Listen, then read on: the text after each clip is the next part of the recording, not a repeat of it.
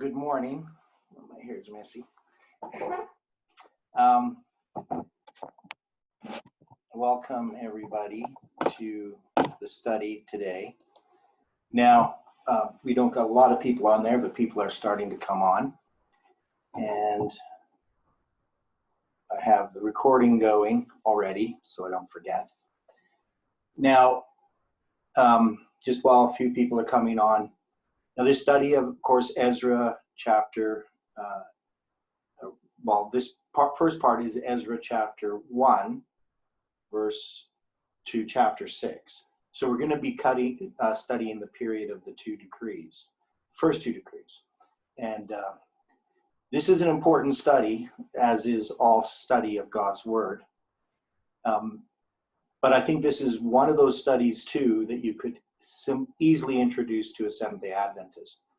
Now, we're going through it rather slowly, and you would have to learn how to pick out the parts that you would want to present.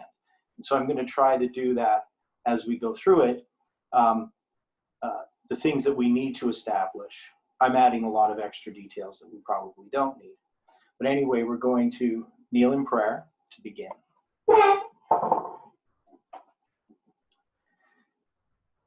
Dear Father in heaven, we are thankful once again that we can gather through the internet and through your Holy Spirit to study together.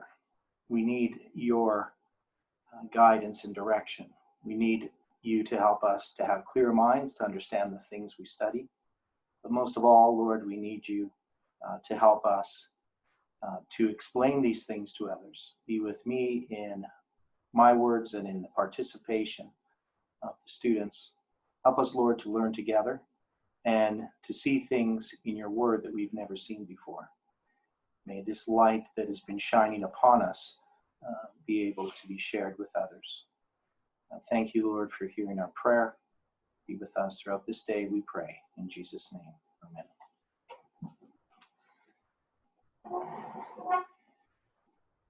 So you should all have the notes. I will be bringing them up on the screen.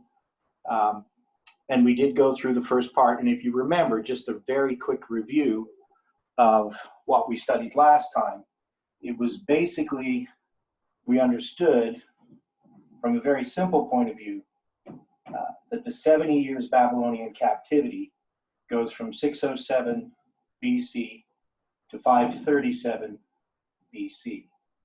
And this is the 70 years that Ellen White talks about that was completed when Cyrus succeeded to the throne. And it marks 70 years from when the first Hebrews were carried away captive to Babylon. So this would be Daniel's captivity. And this, of course, is the accession of Cyrus. So now we're going to look at this history going this way in the next few studies to 457 BC.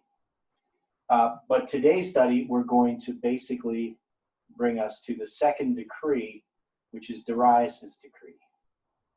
And so we're going to be looking at the first decree and the second decree. Next week, we will deal with this history, Artaxerxes.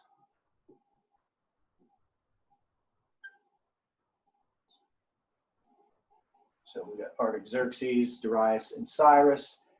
Each of these decrees is important. And I don't know why I put a 2 there instead of a 1. So 1, 2, 3. There's 3 decrees. And these 3 decrees begin the 2300 days, just like the 3 angels' messages. So here in the 3 angels' messages, you got 1, 2, 3. And then you have these 3 decrees here, 1, 2, 3. And from here to here is 2300 days or years. So these 3 decrees are a reform line that's going to parallel this reform line. And this reform line is preceded by a period of darkness known as the 1260 years of papal supremacy. These go from 538 to 1798. And this period of darkness, Ellen White compares it to the 70 years of the Babylonian captivity. And so if you look at this here, you can see that this is the period of darkness. And I'm just kind of introducing this. We're going to go through this in more detail. This is a period of darkness, and this marks the time of the end, or a reform line, just as 1798 marks the time of the end, and a reform line. And I don't know if I'm going to go through it in complete detail in comparing these reform lines, this one here and this one here. But each of these reform lines have the same idea, is that a message arrives, it's, what's the word? Formalized, yes, thank you. And then it's empowered. And then the second angel arrives and it's formalized and it's empowered. And the third angel arrives and it's formalized and empowered. Now, there's lots to this. So this isn't really a study on reform lines. But when we look at this reform line, one of the things we see about any reform line, the period of darkness that precedes it, is what's being addressed in the reform line. So what is the period of darkness here from 607 to 537? If anybody could comment on that. What's the period of darkness?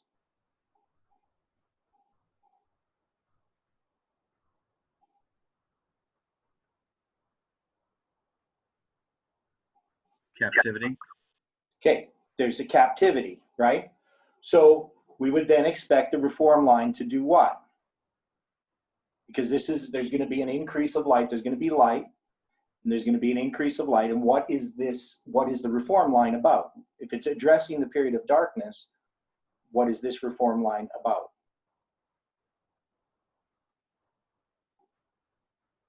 Coming out of captivity. Yeah, so very straightforward, coming out of captivity. And we can see this in every reform line. When we go back right to Genesis, we have a period of darkness, before God creates everything on this earth.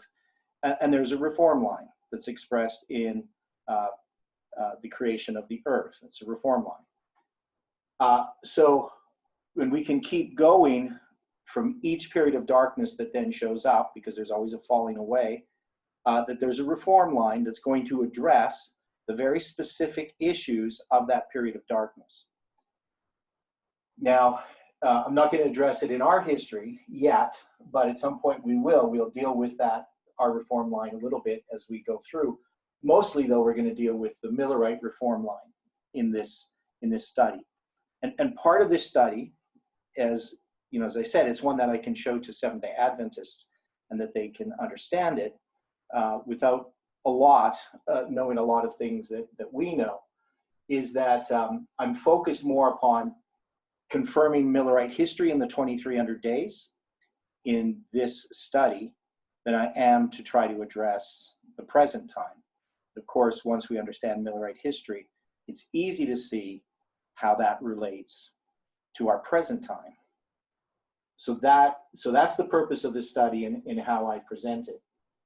But there's nothing artificial about this. This is very clear as you go through Ezra, that these three decrees that start the 2300 days are definitely parallel to the three decrees that end the three angels' messages that end the 2300 days. All the characteristics are here in this reform line.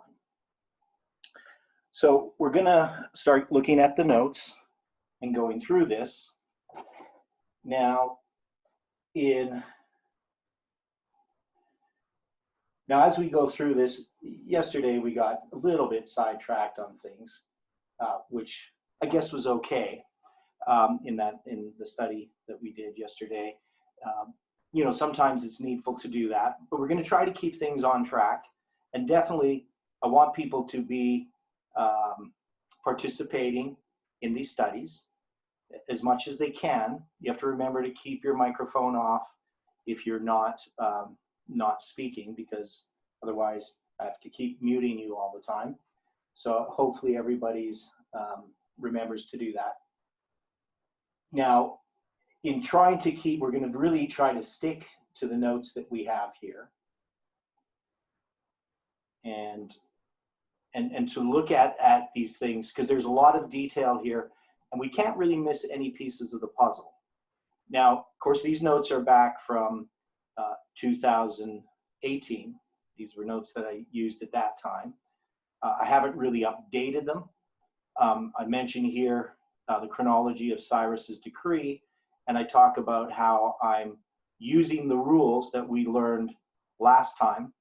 And we're going to go over those again a little bit as we go through this, the rules of how the biblical calendar works.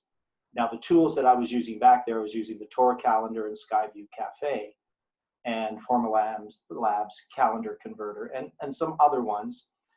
The thing that I did not have then is that Troy Van Horn's calendar converter that has the biblical calendar on it, or at least one version of it that we use. It's very, very convenient. You can count the spans of time between dates quite easily. You can save a number of dates, up to 10 dates, which is really useful. So I can save up to 10 dates and compare a bunch of spans of time. I can create a little chart with that. So it's a very useful tool, but we need ourselves to understand how the calendar works. And once you understand how it works, things make a lot more sense. So anyway, we're going to look at Ezra chapter 1, verse 1 to 3. Now, in the first year of Cyrus, king of Persia, so the date that I have for the first year of Cyrus, I have here is March 31st, 536 to April 18th, 535 BC.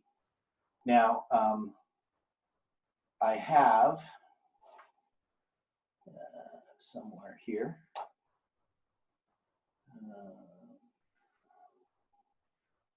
I have the Babylonian chronology. This is, so you should be able to see this. And I'm just going to change the view so it's a little bit bigger. Now this is from Parker and Duverstein. Now, I wasn't using this back then, and I'm still not 100%. I'm pretty sure that Ezekiel is using the Babylonian chronology, Babylonian calendar, at least some form of it, at least for the months and how he sees the months begin and end. But I can't prove any of that. But if you go here, so we're here in Cyrus's reign. Now you can see when they have Cyrus's reign here, they started in 538. Now what they're counting here is the first year of Cyrus from when he conquers Babylon. Now Cyrus has been reigning for a long time. He's been the king of Persia for, I can't remember how many years. I should remember. I always get confused. But it's 20 some years. So he's not, it's not the first time he's king. And this just is the time that he becomes king of lands. Technically, Darius the Mede becomes king of Babylon. They don't put here the 2 years that Darius the Mede is king, because at the time that Parker and Duverstein did this work, we know we have Cyrus's records, but the Median records are not available. So for the Median king, Darius, we don't have those records. So we can't really prove his dates as such. So now when we look at 538, that's the first year after Babylon fell in the spring. And you can see it says there 538, and then it says March 24th. So March 24th would be the first day of the first month on the Babylonian calendar in 538. Babylon fell in the fall of 539 on the 16th day of the 7th month. So that's in the preceding year, in the 17th year of Nabonidus. And Nabonidus is the one who was ruling. Is it Nabonidus? I always get these names mixed up. Let's see. Yeah, Nabonidus. And he's the king who is co-reigning with Belshazzar. So Nabonidus is the king. Belshazzar is actually the acting king, because Nabonidus is basically a monk. He doesn't really have anything to do with the ruling of the kingdom per se. He spends most of his time in a monastery. So Belshazzar is really the active ruling king, but Nabonidus is the king. And So it's in that 7th month, and you can see here, if you look at this right above the name Cyrus, you see 972. That's September 27th is the first day of the 7th month. Now, if you count that as the 27th is the first day, you go 27, 28, 29, 30, and then you count 1, 2, 3, 4, 5, 6, 7, 8, 9, 10, 11, 12, and you'll come to the 16th day of the 7th month. So technically speaking, the day that Babylon fell was the 16th day of the 7th month, and you could line it up with October 12th. But it actually fell on the night of October 12th that began October 13th. And so it's at midnight on October 13th that the writing on the wall occurs. So you'll see in some records, they'll say October 12th is the fall of Babylon. Depends how you count it. Are you counting from when the army goes in, or are you counting from when the writing on the wall occurs during that night? So it's that night, the 12th to the 13th, that Babylon falls. Now, the date that we wanted to look at here, too, is in 536. So in 536, you can see the 3rd year of Cyrus. March 31st, here is the first day of the first month, and April 29th is the first day of the 2nd month. So if I go back to my notes here, you'll see that I have March 31st as the first day of the first month, and to April, I say here to April 18th, 535. So in comparing these two, I'm going to go April 18th, 535. That's what I wanted to look at, the next year. So that's the first year of Cyrus, that he is personally king of Babylon, because Ellen White says that he became king of Babylon within about 2 years from the fall of Babylon, because Darius the Mede died, and then Cyrus came to the throne. So in the first year of this is the 538 is the first year of Darius the Mede, technically, and 536 would then be the first year of Darius. Now, it is also called the 3rd year of Darius, Cyrus. It's also called the 3rd year of Cyrus, and you can see here in this account, in this way of looking at it, it is the 3rd year of Cyrus. So this is an important point that we're going to look at a little bit more, trying to understand the difference between these 2 years. But you can see then the next year, which would be the 4th year of Cyrus, begins on April 18th. So I could have said it ends, April 17th would have been the last day of the 3rd year of his reign, which is also the 1st year of his reign. Now, I hope people aren't really confused by that. Does everybody sort of understand what I explained? If somebody has questions on that, maybe I could clarify it, as long as everybody understands those points. So now in the 1st year of Cyrus, king of Persia, so this 1st year is really his 3rd year from the fall of Babylon, that the word of the Lord by the mouth of Jeremiah might be fulfilled. The Lord stirred up the spirit of the Cyrus, king of Persia, and he made proclamation throughout all his kingdom, and put it also in writing, saying, Thus saith Cyrus, king of Persia, the Lord God of heaven hath given me all the kingdoms of the earth, and hath charged me to build him an house at Jerusalem, which is in Judah. Who is there among you of all his people? His God be with him, and let him go up to Jerusalem, which is in Judah, and build the house of the Lord God of Israel. He is the God which is in Jerusalem. So this passage here in Ezra chapter 1, verse 1 to 3, continues from 2 Chronicles chapter 36. So let's look there. And I'm going to then share my other screen.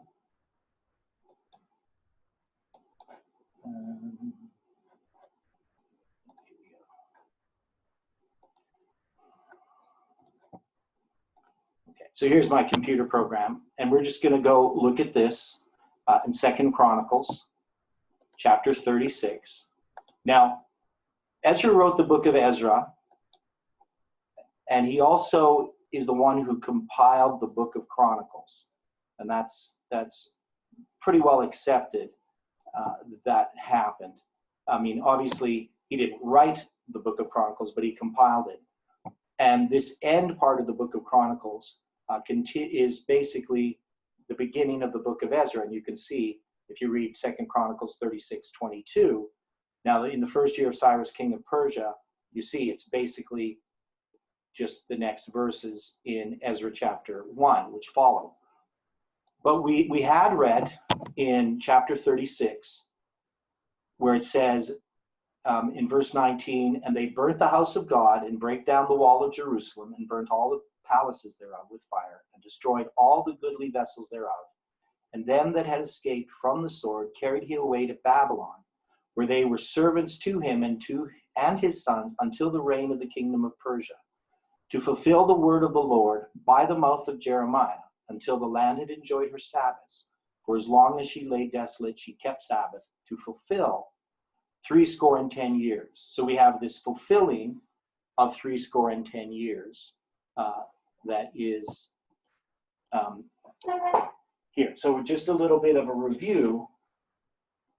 This event that's talked about in 2 Chronicles 36 is not this event. It's the fourth of the 7 times, which happened in 586. So this is the destruction of the city of Jerusalem and the temple. Jerusalem is broken down on the 9th day of the 4th month. The walls are broken down, which is July 18th. And then the temple is destroyed on the 10th day of the 5th month. So you have the 9th day of the 4th month, which is July 18th, 586. And then the temple is destroyed on the 10th day of the 5th month, which is August 18th, 586 BC. So this is the event that's talked about here. The period of time from here to here is 49 years. So this is a Jubilee cycle. Now, I've talked about the Jubilee cycle in other places as well. Now, when we look at a Jubilee cycle, it's 49 years, but there's the 50th year. And if this is 49 years from here, there's some evidence that this could have been the original Jubilee cycle, depending how you count it, and that this would have been a sabbatical year. And if they had been faithful, they would have had a Jubilee year here. Now, Zedekiah, who's the last king who's killed here, he actually made a law that they were going to keep the sabbatical in the Jubilee cycles. But then from public pressure, he backtracked and reneged on his promise that he was going to restore the sabbatical and Jubilee cycles. Now, my view then is if he had kept that promise, he would not have been destroyed here. Of course, ifs are big things, but he definitely had the opportunity to fulfill God's purposes, to repent. History might have worked out a little bit differently. Jerusalem still would have been destroyed, but maybe not as badly. I don't know. So ifs, I don't like ifs. I don't like those types of things. But the point is, the next year would have been a Jubilee. And so when we get Cyrus coming to the throne here in a sabbatical year, it's the 49th year of the sabbatical cycle. When they return back to the land, that is a Jubilee. And so that's one way that you could look at a Jubilee in this history, whether it's an actual Jubilee cycle that goes back to the past, or it's just a new Jubilee cycle that exists here in this history as a symbol. That's a question which I don't have the answer to. Now, we also know, of course, there's the 21 years here between 607 and 586. So 21 plus 49 is 70. And people get confused about this because they think, and when I say people, I'm talking about Jehovah's Witnesses. So Jehovah's Witnesses believe that Jerusalem was destroyed in 607 BC because they believe that 70 years, according to 2 Chronicles 36, must begin here where this event occurs and end here when Cyrus comes to the throne. What they neglect to understand is that the 70 years already began here, and there are a series of events that lead further to the destruction of Jerusalem. But there is a 70 years that begins here for the temple, right? So we're going to see that Darius's decree is in 516, and that there is 70 years that the temple lies in ruins. So when the temple is in ruins for 70 years, Darius's decree is going to come into play. And 7 months later, the temple, which is going to start to be built here, is going to be completed. So that's kind of where we're going. So a person should get this picture in their mind of these 70 years, that there's this period of darkness, there's this reform line, and that there's these 3 decrees which parallel the 3 angels' messages. But these decrees are also connected to the past. So they're connected to the past periods of Leviticus 26. So I hope that was understandable. It's a little bit of information, but we're going to be going over it again very slowly and sort of fill that out. So we see that Cyrus comes to the throne here in Ezra chapter 1, and so he's fulfilling what is talked about in Jeremiah and also 2 Chronicles chapter 36. So I mentioned this here in the notes, how to count this. Now we look at Daniel 10, verse 11. It says there, in the 3rd year of Cyrus of Persia, a thing was revealed unto Daniel, whose name was called Belteshazzar. And the thing was true, but the time appointed was long, and he understood the thing and had understanding of the vision. So here in the book of Daniel, when he refers to the 3rd year of Cyrus, he's using a different reference than Ezra is when he talks about the 1st year of Cyrus. So the 3rd year of Cyrus here is in connection with the fall of Babylon, like we saw in Parker and Doverstein's Babylonian Chronology. We don't see Darius there at all. We just see that Cyrus's 1st year, his accession year, is when Babylon falls. He's the general who takes down Babylon. He gets the title King of Lands. He doesn't get the title of King of Babylon until 2 years later when Darius dies. So in Daniel 10, when it refers to the 3rd year of Cyrus, it's counting it from the fall of Babylon. Now, there are people who have argued, based on what Ellen White says, that this is actually after that the 3rd year of Cyrus is actually after they've already returned.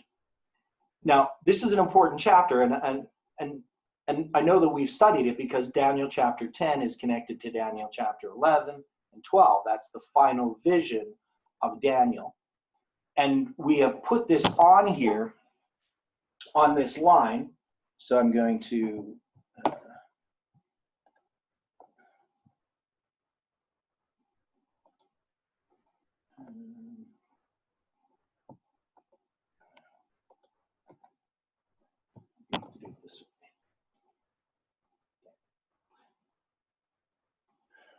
So when we look at this here and we're dealing with this year of Cyrus, this is called the 1st year of Cyrus in Ezra. So when you go to Ezra chapter 1, this is the 1st year of Cyrus. But if you go to Daniel chapter 10, it's called the 3rd year of Cyrus. So, and this is actually not, we shouldn't even say it's 537. Technically, this would be 536. So maybe I'll put 536 here. So 536, it's in the spring of 536 that his 1st year actually commences. That is on the 1st day of the 1st month. Cyrus is going to go through the Akitu festival. This is a festival, Akitu festival. And that festival is the spring festival, and they have a fall festival as well. And the festival that happened in 539, so I'm going to put 539 up here. This is when Babylon fell. And there's 2 years from the fall of Babylon to the accession of Cyrus. And then he has his accession year. Now, sometimes you can call the accession year the first year, but you're just including it as part of that first year. It's not the accession year is the first year and then the first year is now the second. He began to reign, because the idea is he began to reign. So in the year that somebody begins to reign is their accession year, but it's also sometimes called in the first year that somebody began to reign. So the language there is a little bit muddy at times, but we can demonstrate that in other places. So here we have the fall of Babylon. 2 years later, Cyrus succeeds to the throne. And then about 6 months later, he is visited in the third year of his reign in Daniel chapter 10. So this is Ezra 1, and this is Daniel 10, verse 1. Both of these verses are addressing the same event, and that is Cyrus has been compelled by God to allow the Jews to go back to Jerusalem and to rebuild the temple. And that's going to happen here in the spring of 536. Now, some people argue, because when Ellen White writes about this, and she writes specifically about Daniel chapter 10, verse 1, she doesn't specifically tell us what this event is or what this struggle is. She just talks about it being the great controversy. And she sort of mixes this history all together. So, but the question is, if you're going to have this be in the third year of Cyrus, you would have to start the third year of Cyrus in 536. They've already returned to the land in 536, so it'd be 534. So if you were going to count it this way, this is not the way it is. And you would have to say that in 534, Cyrus is now having a struggle regarding where Michael is coming, which is Christ, and battling with his mind to allow him to make some decision. And Ellen White just says there's some decision that's made, but she doesn't tell us that it's this decision. And sometimes Ellen White does that. She will tell us something, but she won't tell us everything that she could. And so some people think, well, since she doesn't mention this, it must be some other event that's not mentioned in Scripture. But when you look at this, the whole issue with Cyrus is that he has to make this decision here. From the time he becomes king, he's now witnessing Daniel, and he's being shown from the Scriptures that he is mentioned by name. And that struggle that goes on is completed here, and it's on the 24th day of the first month in 536, which is April 23rd, April 23rd, because the first day of the first month was March 31st. So it's going to be on April 23rd, 536, that they get this decree. And if you think about it, to go back to Jerusalem, if you remember in the story of Ezra chapter 7, which we haven't studied here yet, but if you look in that story, we know that they started on the first day of the first month and they arrived at Jerusalem on the first day of the fifth month. So it took about 4 months to go from Babylon to Jerusalem. And we know that here in this year, 536, as we're going to see, they get to Jerusalem in that year before the first day of the seventh month. So in order for them to have enough time, it'd have to be in the spring that this decree is issued for them to get to Jerusalem before the fall. So I got a lot of stuff up there, a lot of details, but we're going to go through them. So I'm telling you what we're going to look at, and we're going to show this from the Scriptures themselves. So see, a few more people have come on, which is good. Now, so when we look at this history, we're dealing with Daniel chapter 10, verse 1, and we're saying it's actually the first year of Cyrus, according to Ezra chapter 1. It's not 2 years later. So in the vision of Daniel 10, we learn that Cyrus's decision to allow the Jews to return to Jerusalem was not an easy one. He was perhaps unwittingly a participant in the great controversy between Christ and Satan. We learn that Daniel's fasting and prayer occurred while Cyrus struggled with his decision. The prince of the kingdom of Persia, Satan, and Michael, Christ, were the main combatants over the mind of Cyrus. the decree for the return to Jerusalem would have occurred on the 24th day of the first month, April 23rd, 536 BC, or shortly thereafter. So I have this chart, which hopefully illustrates all of this. This actually goes all the way up to 516. And I mentioned in the next paragraph about the journey. So if you look at this chart over on the left side, you can see the fall of Babylon. You can see Cyrus comes to the throne, and he has an accession year. And then you can see that there's Darius the Mede reigns for 2 years. And then somewhere he dies, and the accession of Cyrus occurs. And so the bottom numbers on the left refer to Darius's 2 years and Cyrus's reign, counting from 536. The numbers on the top, or the middle there, but above that, is Cyrus's reign being counted as it is in the book of Daniel. So one's Ezra's count, one's Daniel's count. And then the years above that, that's just the years on our calendar. And you can see that I have them lined up so that these Babylonian years begin in the spring of our years. And so the 70 years are completed in the fall of 537. And then we're going to look at some other verses here and start to look at the return. So we know that this decree was made on April 23rd, that Cyrus at least had resolved at that point to make that decree. And I would think he made the decree that day.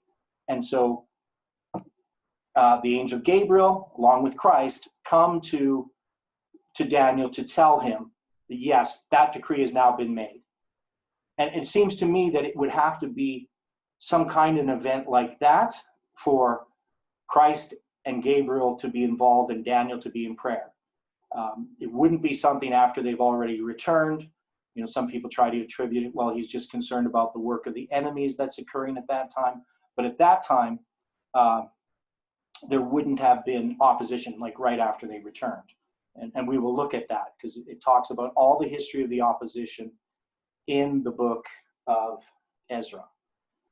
So in that paragraph below, it says, the journey from Babylon would take about 4 months for a group of returnees to Jerusalem.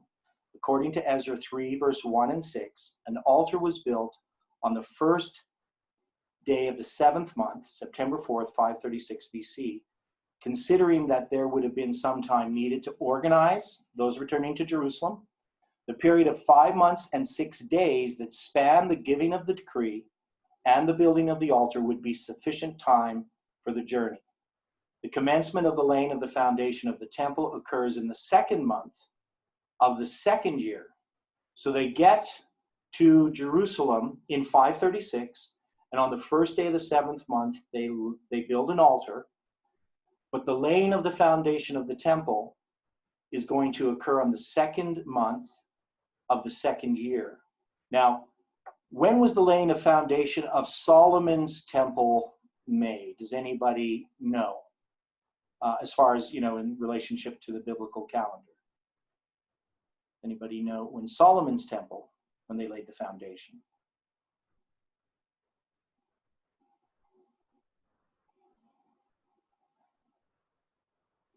I know there's somebody there who must know it. It's in the 2nd month, because it's in the 2nd month that it begins, in the 4th year of Solomon's reign, and is completed in the 8th month of Solomon's reign, of the 11th year of Solomon's reign. There's 7.5 years. And the day that they commence the building of it is the 2nd day of the 2nd month. And the number 22 is the number of restoration, 22 and 220.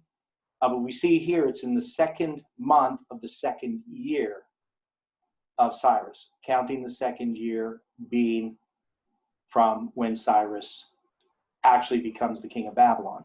So we have that 2-2 there as well. And it's also the 2nd month. So after the laying of the foundation of the temple under Cyrus's decree, the Bible describes a setback that is the result of forces seeking to undermine the work of reform. And this is detailed in Ezra 4. So now we've gone through very quickly Ezra chapter 1, 2, and 3, which you need to read because there's a bit more detail there. But this is just about the return that occurs and the building of the temple that commences under Cyrus's decree. So chapter 1, 2, and 3 are dealing with Cyrus's decree and the events that occur under that decree initially within the first couple of years. Now, it says, after the laying of the foundation of the temple, we're going to have this setback. And so this is the work of the enemies that begins. Now it says, now when the adversaries of Judah and Benjamin heard that the children of the captivity builded the temple unto the Lord God of Israel, then they came to Zerubbabel and to the chief of the fathers and said unto them, let us build with you, for we seek your God as ye do, and we do sacrifice unto him since the days of Esarhaddon, king of Ashur, or Assyria, which brought us up hither. So here in Ezra chapter 4, this group of people come to him that we now understand to be the Samaritans. And so I'll show you this history just a little bit. I don't want to go into this too much. But this is referring to events that happened in 677. So this would be important for us to understand. So we know that in 677 BC, that Manasseh was taken captive. But we also know that northern Israel fell in 723 BC. And this is a period of 46 years that occurred. And then we also know 742. But this group of people here, this is where William Miller starts the 2520. And he does so partly based on this here in Ezra. So he realizes it's Esarhaddon, who is the king, who carries them away captive. We have Shalmaneser, so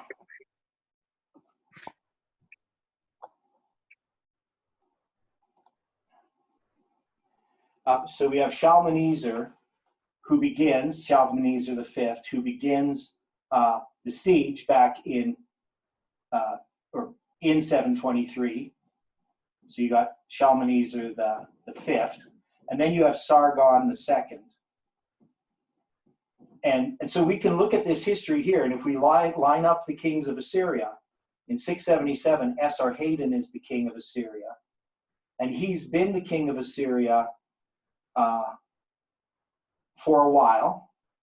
I think it's trying to think the year he became king of Assyria. I can't remember it, but it's basically about 10 years before this that he's been king of Assyria. Might be a bit less. But the point is, he's the one who carries them away captive. Now, this, of course, is part of that 65-year prophecy that starts in 742. So this is 65 years. And so the way that Miller looked at it is he said, here's the 65-year prophecy. It ends in 677. So that's where I have to start this 2520. And then he sees in Ezra chapter 4 that Esarhaddon is mentioned in connection with the carrying away. And so he applies this 65 years just to, which is odd. So this is the 2520 for Judah, but he doesn't make that distinction. He just marks this as Israel, and when that 65 years ends, then this 2520 for Judah begins. But this is the event that's talked about. Now, what happened is they didn't carry the Jews away in this year. That's the mistake that Miller makes. The Jews were carried away back here in Israel, in northern Israel, back here in 721 under Sargon II. What happens here is that Esarhaddon repopulates the northern kingdom. So the northern kingdom has pretty much been empty. He destroyed it. It becomes a place where it's a wilderness now, pretty much. All the farming has gone away. There might be wild animals. There's stuff that grows by itself. But he depopulates northern Israel, or Sargon II does. Esarhaddon refills northern Israel with people who are not Jews, and those people become the Samaritans. There's obviously a few Israelites living still in the land, but none really in the cities. And so when he repopulates northern Israel, this group of people who are taken from other places, not just from Babylon, are put together. They start, as most people would do in the Middle East, you worship the gods of the land where you go, because those are the powerful gods of that land. And so they become interested in worshiping, to some degree, the gods of Israel. Of course, northern Israel went into apostasy because it worshipped false gods, images. So Samaria, the Samaritans, the people who become the Samaritans, they're involved in false worship, and they have differences. So they're keeping some of the things from Judaism, but they're also worshiping the false religion of northern Israel, and then mixtures of their own ideas and traditions. So I know that's a long explanation, but I think it's an important one to understand who this group of people is that brings this opposition. So the first group that opposes the work of the building of the temple, they're the Samaritans, right? Now, and Sargon II and his father Sennacherib, that's the father of Esarhaddon, he also carried away the 10 tribes. So in Ezra 4, verse 4 to 5, it says, then the people, I better share the screen. I can't see this. Then the people of the land weakened the hands of the people of Judah and troubled them in building, and hired counselors against them to frustrate their purpose all the days of Cyrus, king of Persia, even unto the reign of Darius, king of Persia. So as we, I shared the wrong screen. You're just seeing the wrong place. That's not what I wanted you to see. There's what we want. There we go. That's better. So that's Ezra 4, verse 4 to 5.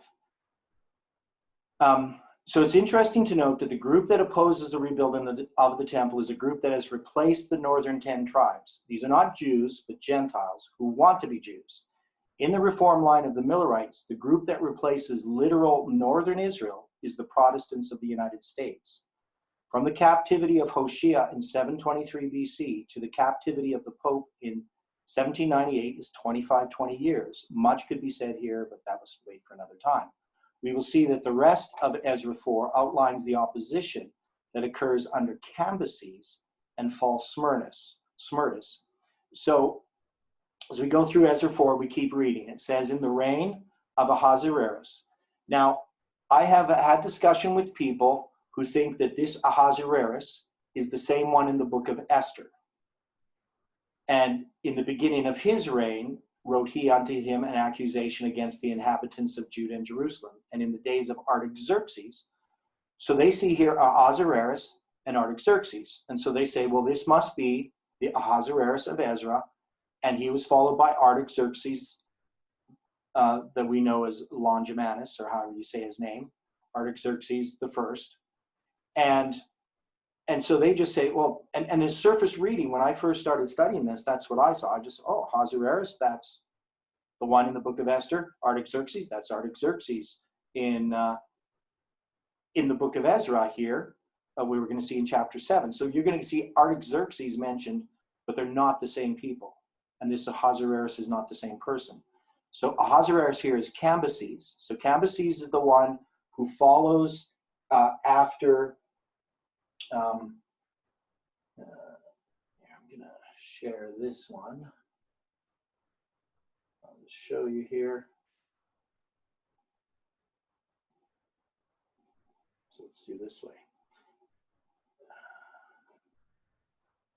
So not all of us are up on our kings of Persia, but here we have the kings of Persia. So you can see Cyrus, and then he's followed by Cambyses, and or Cambyses. In 529, his first year begins. And then you're going to have Bardia, or small false Smyrnus. And then you're going to have a guy named Nebuchadnezzar III and Nebuchadnezzar IV. And this can be confusing to people. What ends up happening is that Persia takes over Babylon. But Babylon has these rebellions that occur. And so for a short time, you will have these kings claiming to be descendants of Nebuchadnezzar and taking over for a short time the city. But still, these are rebellions, but they're put in there, for chronological purposes to see when they occur. But you can see it's Cambyses and then Darius the first, and there's a reason why Nebuchadnezzar the fourth takes over in the first year of Darius for a short time, because there's stuff going on in that history. So anyway, that's Cambyses. But that Bardia, this is who is really false Smyrtus. And there's dispute among scholars about who is actually really being talked about here. So now, if somebody wanted to argue with me, the simplest way that I would do is I would just take the statement down at the bottom of the page there from Prophets and Kings 5:72. Ellen White says, during the reign of Cambyses, the work on the temple progressed slowly. And during the reign of false Smyrtus, called Artaxerxes in Ezra 4:7, so she says, Artaxerxes is Smyrtus, so you can see that Cambyses must be Ahasuerus. The Samaritans induced the unscrupulous impostor to issue a decree forbidding the Jews to rebuild their temple and city. And this is a really fascinating history. I'm actually just studying this history of Persia, what happens here. It's very complex, and I'm not going to get into it. But it's interesting the dates in which things occur. Darius comes to the throne on the 10th day of the 7th month, for instance. And so there's some indications here that Xerxes, when he has his feast in the book of Esther, that feast occurs on the 10th day of the 7th month. And we know that Xerxes followed Darius. Now, Darius's reign began on the 10th day of the 7th month. And then we look at Xerxes' reign. There's discrepancies about when his reign began, and I'm not going to get into it, but there's an indication that when he was celebrating on that 7-day feast in the book of Esther, that he was actually celebrating when he came to the throne. And that celebration, then the 7th day, was on the 10th day of the 7th month. It's also connected with the fall Akitu festival. So the Babylonians had a spring festival that started on the first day of the first month, and then they had a fall festival that occurred around the time of the Day of Atonement. It's more specific than that because there's a certain way in which they look at it. So it would be more like the 16th of the month. When Babylon fell in 539, that was on the 16th day of the 10th of the 7th month, and it's the 16th day of the 7th month that they actually have their Akitu festival. And I don't know if I mentioned this, but remember in the story of Belshazzar, when they're worshiping the gods of gold and silver and wood and stone, what actually is happening there, we have a record called Nabonidus' Chronicle. And I go through this in my study on the fall of Babylon. I have 2 papers on it. In the one paper, I go in quite detail.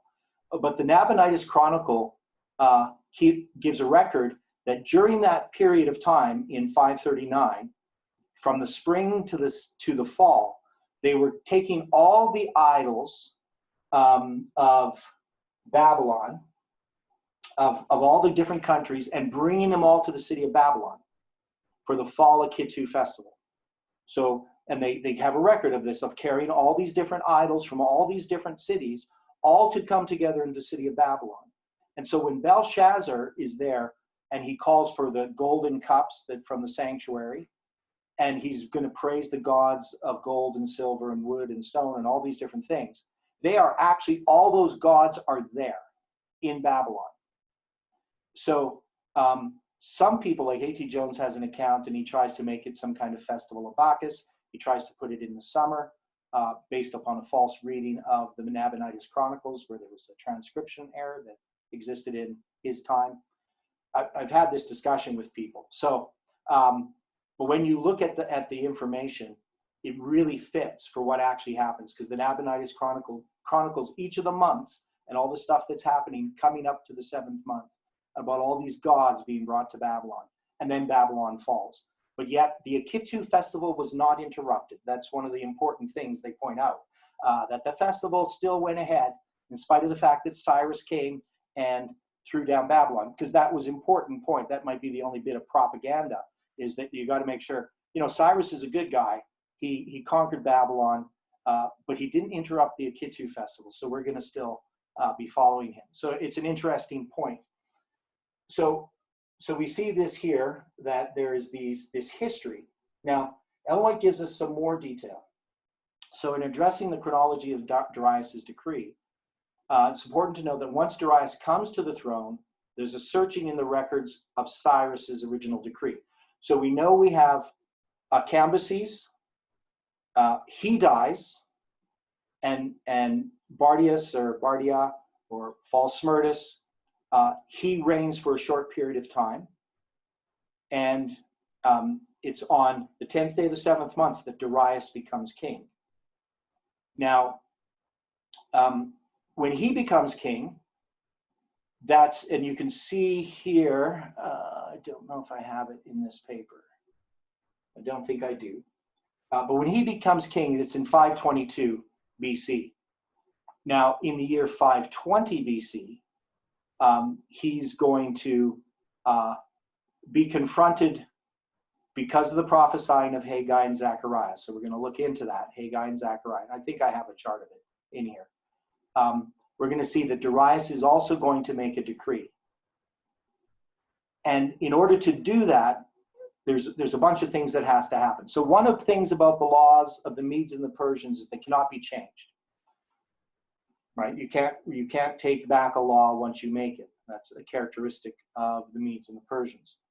So let's read this statement from Review and Herald, January 23rd, 1908.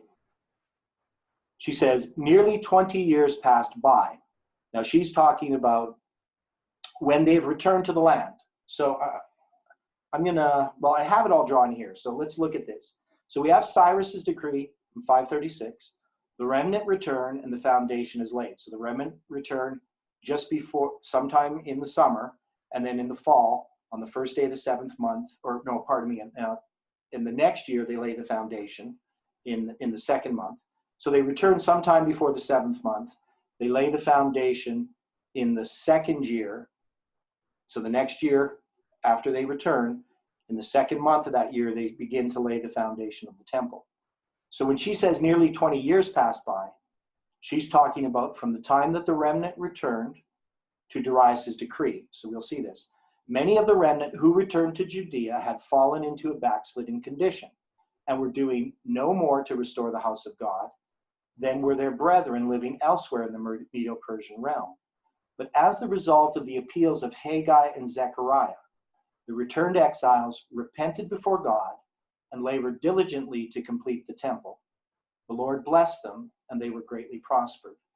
Their efforts were brought to the notice of Darius Hystaspes, that's Darius the Great, who was the monarch ruling at that time, and he was impressed to issue a 2nd decree, fully as favorable as the one issued by Cyrus over 20 years before.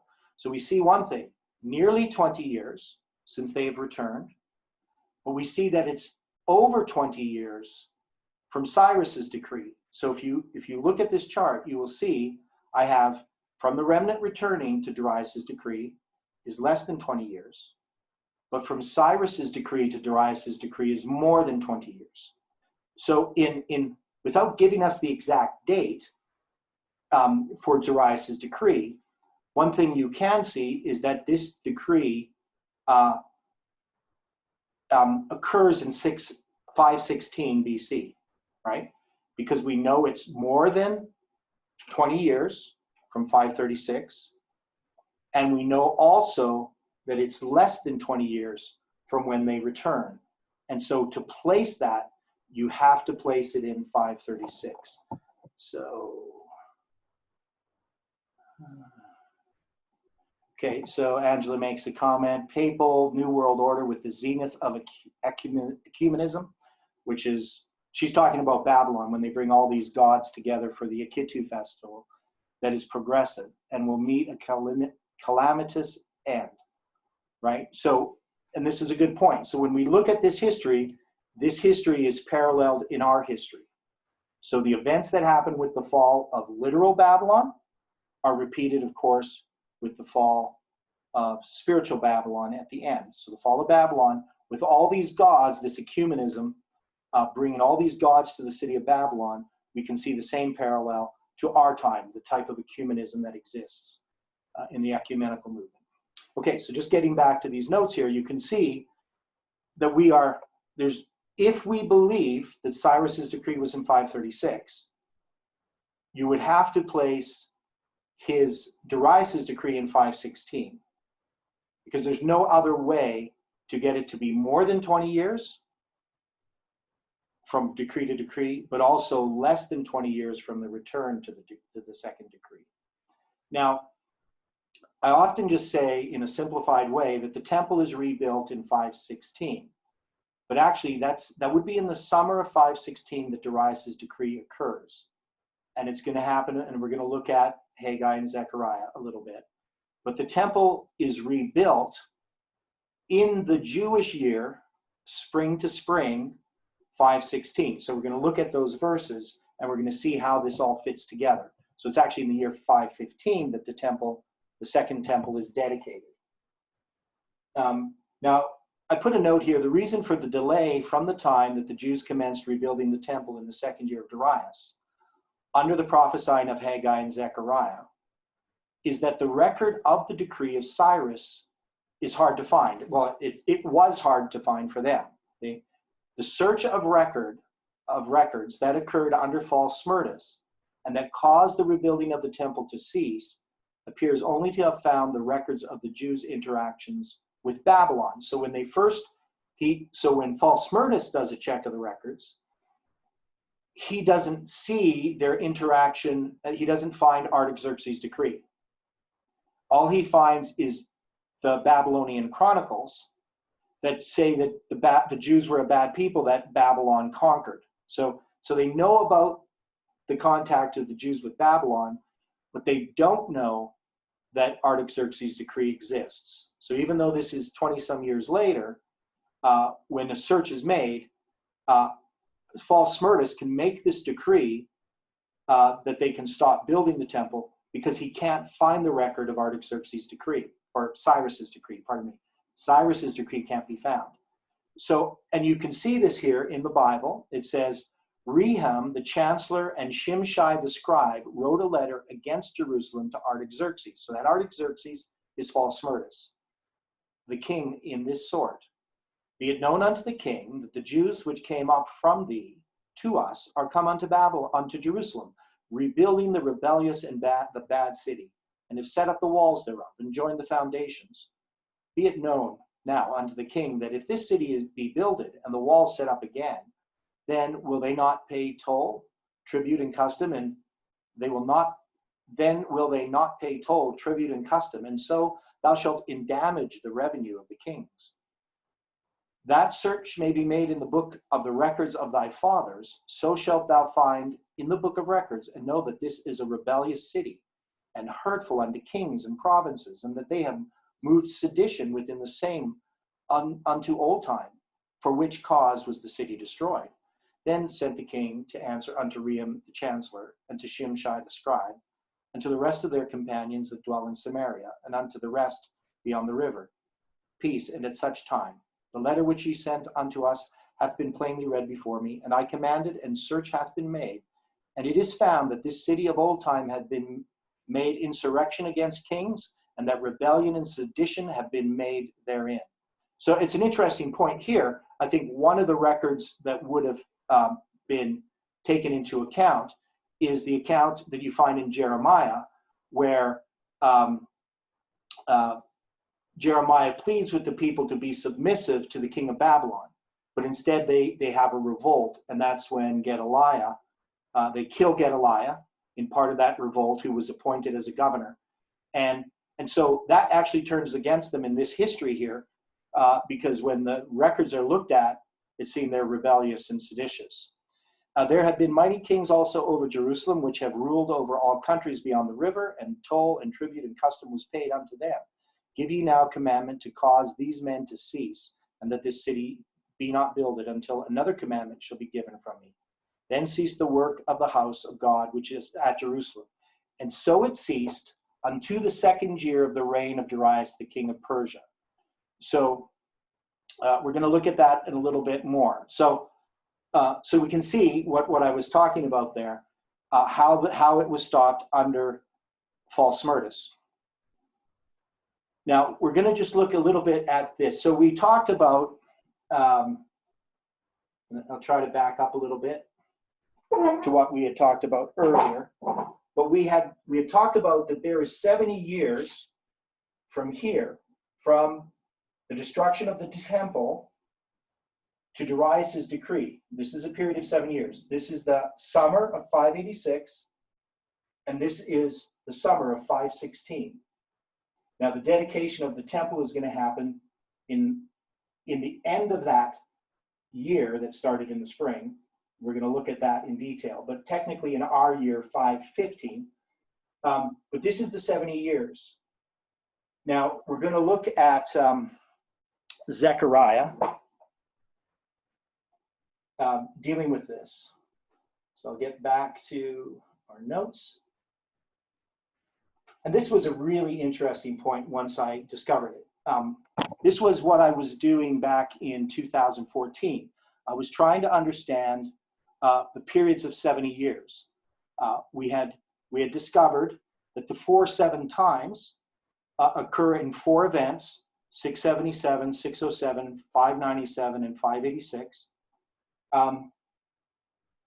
But that they all mark the commencement of periods of either 120 years, 70 years, or 140 years, and that they end with decrees. So the decree of Darius is going to end a period of 70 years from when the temple is destroyed. And it's going to take about 6 months until 7 months until the temple is dedicated again. So let's look at this. In Zechariah chapter 1, verse 7 and 12. So it says, upon the 24th day of the 11th month, which is the month Shebat, in the 2nd year of Darius. Now this date is February 16th, 519 BC. So it's, now Zechariah, Haggai actually begins his prophesying before Zechariah. So Haggai begins prophesying in 520 BC. But in that same year, the 2nd year of Darius, Haggai starts prophesying first. And then later in that year, which ends in the spring, so on February 16th, 519 BC, he has this vision. So it's the 24th day of the 11th month. So the year is going to end at the end of the 12th month. Maybe in this case, even maybe at the end of the 13th. Came the word of the Lord unto Zechariah, the son of Berechiah. Right, so that's when he gets this vision. And it says, then the angel of the Lord said unto, and then the angel of the Lord answered and said, O Lord of hosts, how long wilt thou not have mercy on Jerusalem and on the cities of Judah, against which thou hast had indignation these 70 years? So that's 70 years. Now, most people, when they read this, they don't realize exactly when Zechariah is writing, and they don't quite think it through. At least I didn't when I first had read these passages. I would see 70 years, and in my mind, this would be the 70 years Babylonian captivity. That would just seem to be the 70 years that's talked about. Every time we see 70 years, whether Isaiah mentions it, or whether Jeremiah mentions it, or here now Zechariah mentions it, we just think it's all the same period of 70 years. But we can tell that it's not. But also another thing we can tell is 70 years hasn't even passed. That this period of 70 years that's being talked about is actually going to end in the future.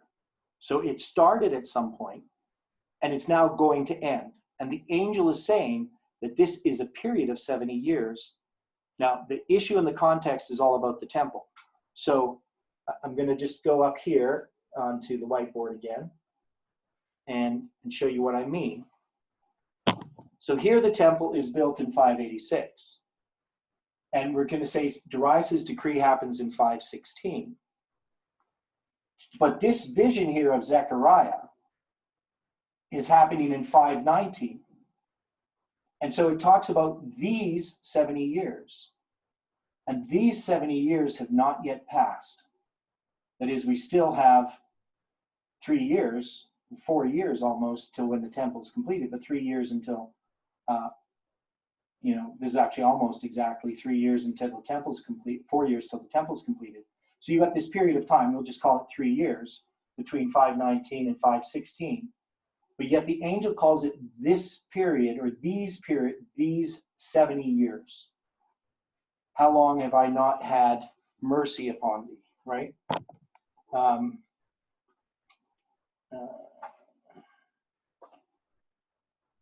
Indignation, pardon me, indignation. So I've had indignation these 70 years, but it's not 70 years yet. So let's go back to the notes again, and you'll see as we look at another statement of Zechariah that we can prove that this period of 70 years is referring to the period of the temple. In Zechariah chapter 7, there's 2 verses we're going to look at, chapter 7, verse 1 and verse 5. So 7, verse 1 gives us the year in which this vision is. It came to pass in the 4th year of King Darius that the word of the Lord came unto Zechariah in the 4th day of the 9th month, which is an inversion of the 9th day of the 4th month, which I find interesting. But this is in December 7th, 518 BC. So even though the first one is in the 2nd year of Darius in February, this one's in the 4th year, and it's not yet to 517 BC. So it looks like 2 years apart, but it's really, or 1 year apart, but it's really 2 years apart. It's just in the 9th month, not in the 11th month. So it's basically 1 year and 10 months later that he has this other vision, and it's in the 4th year. So we can see the date that he has this is December 7th, 518. And it says the month Chislev, which is Kislev in modern Hebrew, is how they would say it, Kislev. So the month Kislev says, speak unto the people of the land and to the priests, saying, when ye fasted and mourned in the 5th and 7th month, even those, or these 70 years, did ye at all fast unto me, even to me. Zechariah 7, verse 1 to 5. So when we're looking at this and we're reading it, so one of the things about Hebrew is these expressions here, even or these 70 years, or these 70 years, it's exactly the same Hebrew word in every detail. That is, Hebrew does not have a word to distinguish between here and there, this or that, these or those. They have one word which describes here or there. We have this distinguish here and there. They don't have that distinction. They don't have these and those as a distinction, or this and that. So if you see this and that in a translation of the Bible, it's up to the translator to decide whether they want to make the sentence say this or that, or these or those, or here or there. Just like in Isaiah 28, where it says here a little and there a little. It's identical. It doesn't say here, it says here to here. So when you look at this then, and you see that this expression is exactly the same, it's referring to a period of 70 years, but those 70 years are not past. It's these 70 years. So the angel is saying, we're in this period of 70 years, and you are fasting in this period. Now, the fast of the 5th month and the 7th month, I don't know if anybody knows what these are, but these are fasts that began with the destruction of Jerusalem in 586, a year later, because Jerusalem was destroyed, or the temple specifically was destroyed in the 5th month, on the 10th day of the 5th month. And they would fast always on the 10th day of the 5th month to commemorate the destruction, or mourn the destruction of the temple. In the 7th month, in 586, Gedaliah, who had been appointed governor with the death of Zedekiah, was murdered by Jews who were rebellious towards them having a governor appointed by the king of Babylon. They wanted a king, they didn't want a governor, and they were supposed to submit to Gedaliah, but they killed him in the 7th month. And so this fast of the 7th month, again, is commemorating events that happened in 586. So if this period of 70 years was referring to the 70 years Babylonian captivity, we don't have a fast of the 5th month and the 7th month until 586. But it says that they are fasting on the 5th and the 7th month in this period of 70 years. So what the angel is telling them is that the period that they're in right now is a period of 70 years since the temple was destroyed, and that the temple will be completed at the end of this 70 years. And that's what we find with the decree that happens. I know that's a long explanation. There's a lot of detail there. But these verses are very, very important if you're going to illustrate to people the 4 7 times, to get them to understand that there's more than one period of 70 years. So I want to look at this date. This date's going to be important. Now, it is in the book of Ezra that we're going to deal with this. And it's Ezra chapter 6. So I explain it all first in my notes, and then I go to it here. So it's Ezra chapter 6, verse 1 to 5. Then Darius the king made a decree, and search was made in the house of the rolls, where the treasures were laid up in Babylon. And there was found at Achmetha, in a palace that is in the province of the Medes, a roll. And therein was a record thus written in the 1st year of Cyrus the king. The same Cyrus the king made a decree concerning the house of God at Jerusalem. So one thing that's interesting here is when Falsmurtus made a search, he didn't find this roll. But now this opposition is going to come again in the year of Darius and in the reign of Darius. And a search is made. So they start commencing the rebuilding of the temple in 520 because of the preaching of Haggai and Zechariah. Haggai in 520, Zechariah in 519. And as they begin to do this building, a much more thorough search is made. Now, of course, nowadays this can be done very, very quickly. We have the internet, fast communication. So if you think you're in Jerusalem, and now you have to go and search the records, first you have to travel to Babylon, which is going to take you a number of months. And it depends where you want to go in Babylon. They're actually going to go to the province of the Medes. So this is way farther than the city of Babylon is. Probably an extra 4 or 5 months journey. And so they're going to go to King Cyrus, who's in Shushan, right? And then he's going to have to search throughout Persia to find these records. And then they're going to have to get that information back.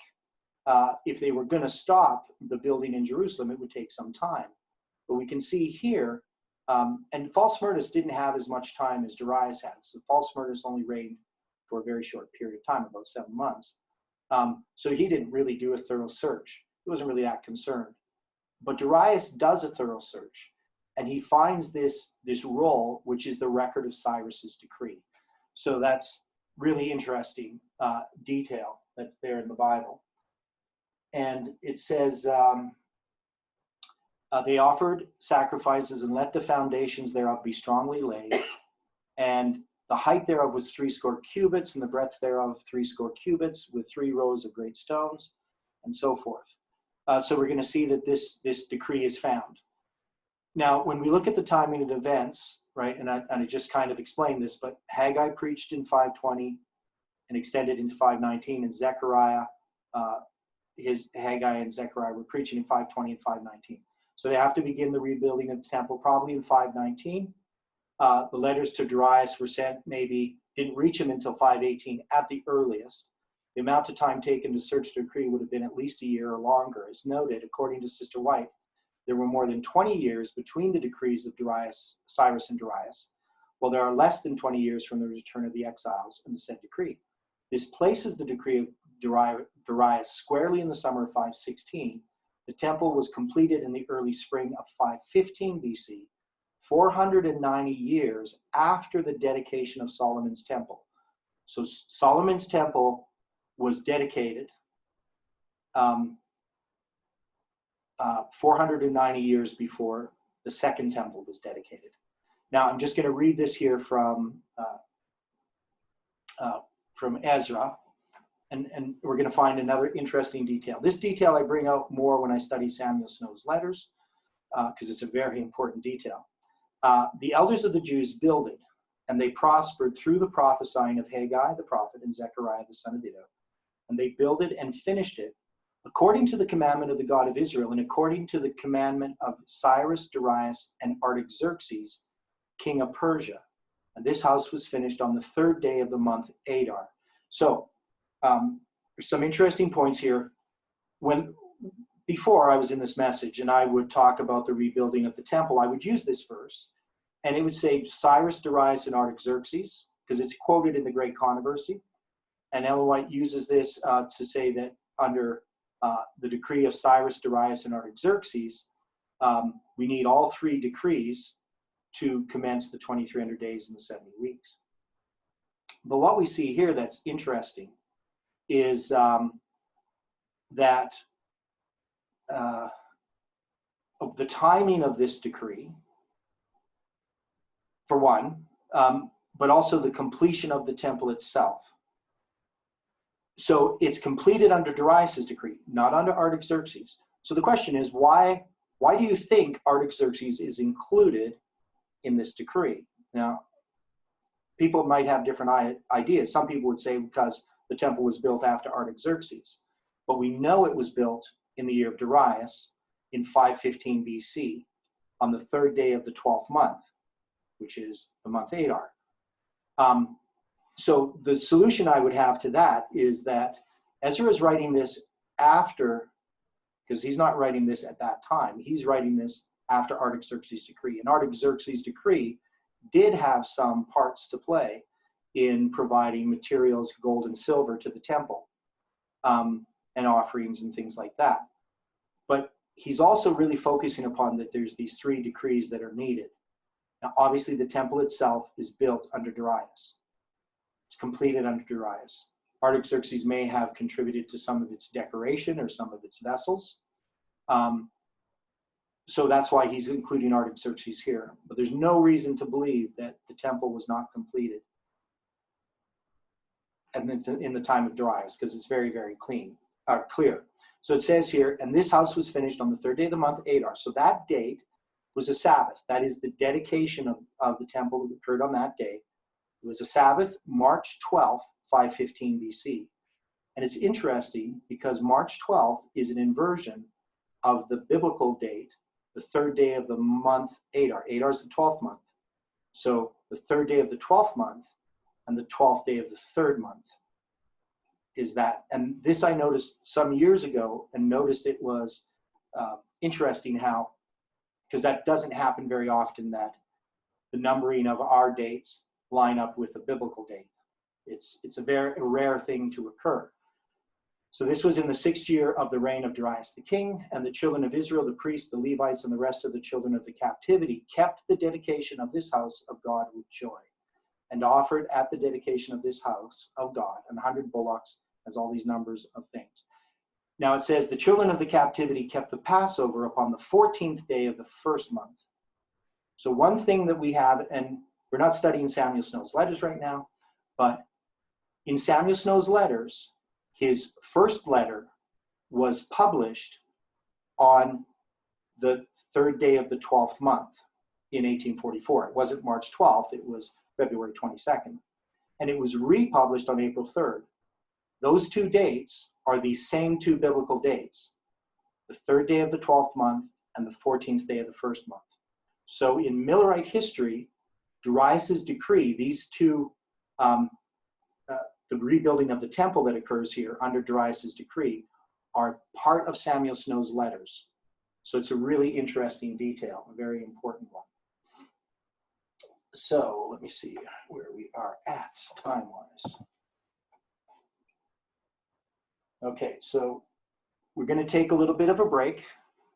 I always seem to stop right here, just like a little bit around 12:30, because you're tired of listening to me talk. I know, because I'm tired of listening to me talk. So you're just going to take a little bit of a break. Just you have to go to the washroom or just want to do some calisthenics or something, get your blood moving again. But I'm just going to get a drink of water, and then I'll be right back and answer some questions. But we will start again in about 5 minutes. So at my time, it's 12:30 that we'll start. It's 12:25 right now. So in 5 minutes, we will start again.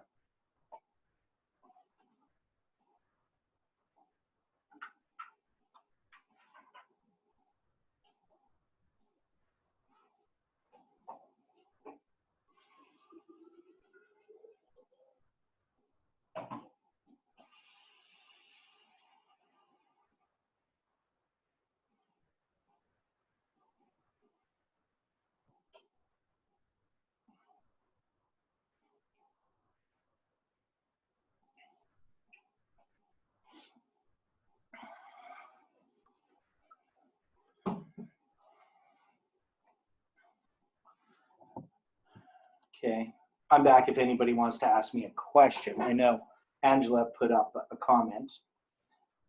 Cyrus's decree, one of the meanings of Cyrus is son. With the Sunday law, we'll surely be searched by God and searching our own hearts, lives about our foundations. Okay, so yeah, so the search for Cyrus's decree, she's equating it here with the search made of these records. So there might be some application there. Did anybody have a question or a comment so far? Is it going at a good pace? Or am I going way too fast? Or am I going too slow? Anybody got a comment on that?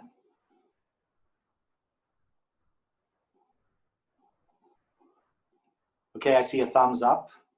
Okay, so that probably means I'm doing okay. So yeah, I think you're going at a good pace.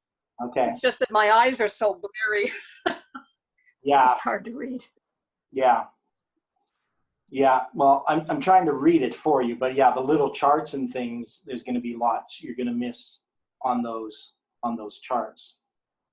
Yeah, the blue light is killing me. I gotta get blue light blockers before I go totally blind. Okay. Now, yeah, so I'm just going to talk a little bit about Samuel Snow's letters. So one thing that was interesting, Samuel Snow's letters, when I was working on that in 2017, putting together, finding all of his letters and finding that they lined up on these really significant dates, like first letter published on the day of, no, it's, pardon me, and I said published, it's actually the day it's written, is February 16th, and that's March 12th in 515 BC. It's written on the third day of the, am I doing that right? No, I'm wrong. It is when it's published. Yeah, because it's written on another date. It's written in the 11th month. So it's published on the third day of the 12th month, which in 515 BC is March 12th, but is February 22nd in Millerite history. And then it's republished on April 3rd. So that little detail to me was extremely powerful, tying that history together. So you're tying Ezra 6, verse 14 to 19 together with Samuel Snow's letters. But then his second letter was also published, but this time on the true Passover on May 2nd. And then his third letter was written on Pentecost and published on June 27th. And there's that Gordian knot some of you are familiar with about that third letter. And then his fourth letter is published on July 18th. So another very significant date. So this idea, I always wonder what would happen if we never studied this chronology. How would we even have come to understand Samuel Snow's letters? I mean, to me, it's very, very humbling as you look at how God leads this movement, how as he unfolds truths to us, and little details that we don't understand the significance of. I mean, I saw that it was an inversion, 12th day of the third month, our calendar, and the third day of the 12th month biblical calendar. But that was a long time ago that I noticed that detail. But I noticed it. And so God put these little details there for us to notice. It's like God has put these, he's leading us along, and he's just giving us this little bit of light. And if we follow in that light, he can give us more light. So it's like maybe crumbs on a trail or something like that we're following. Sometimes it seems like that. Okay, so let's begin again. And let's just kneel for prayer again.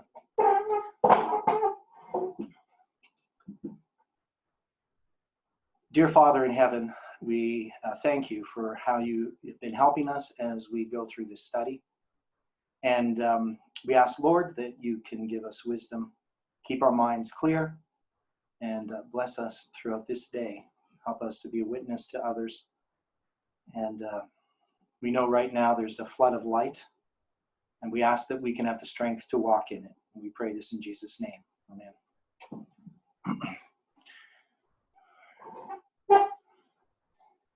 Okay, so we'll continue here looking at Haggai and Zechariah's prophesying. So just to kind of put this into perspective, I have this chart here.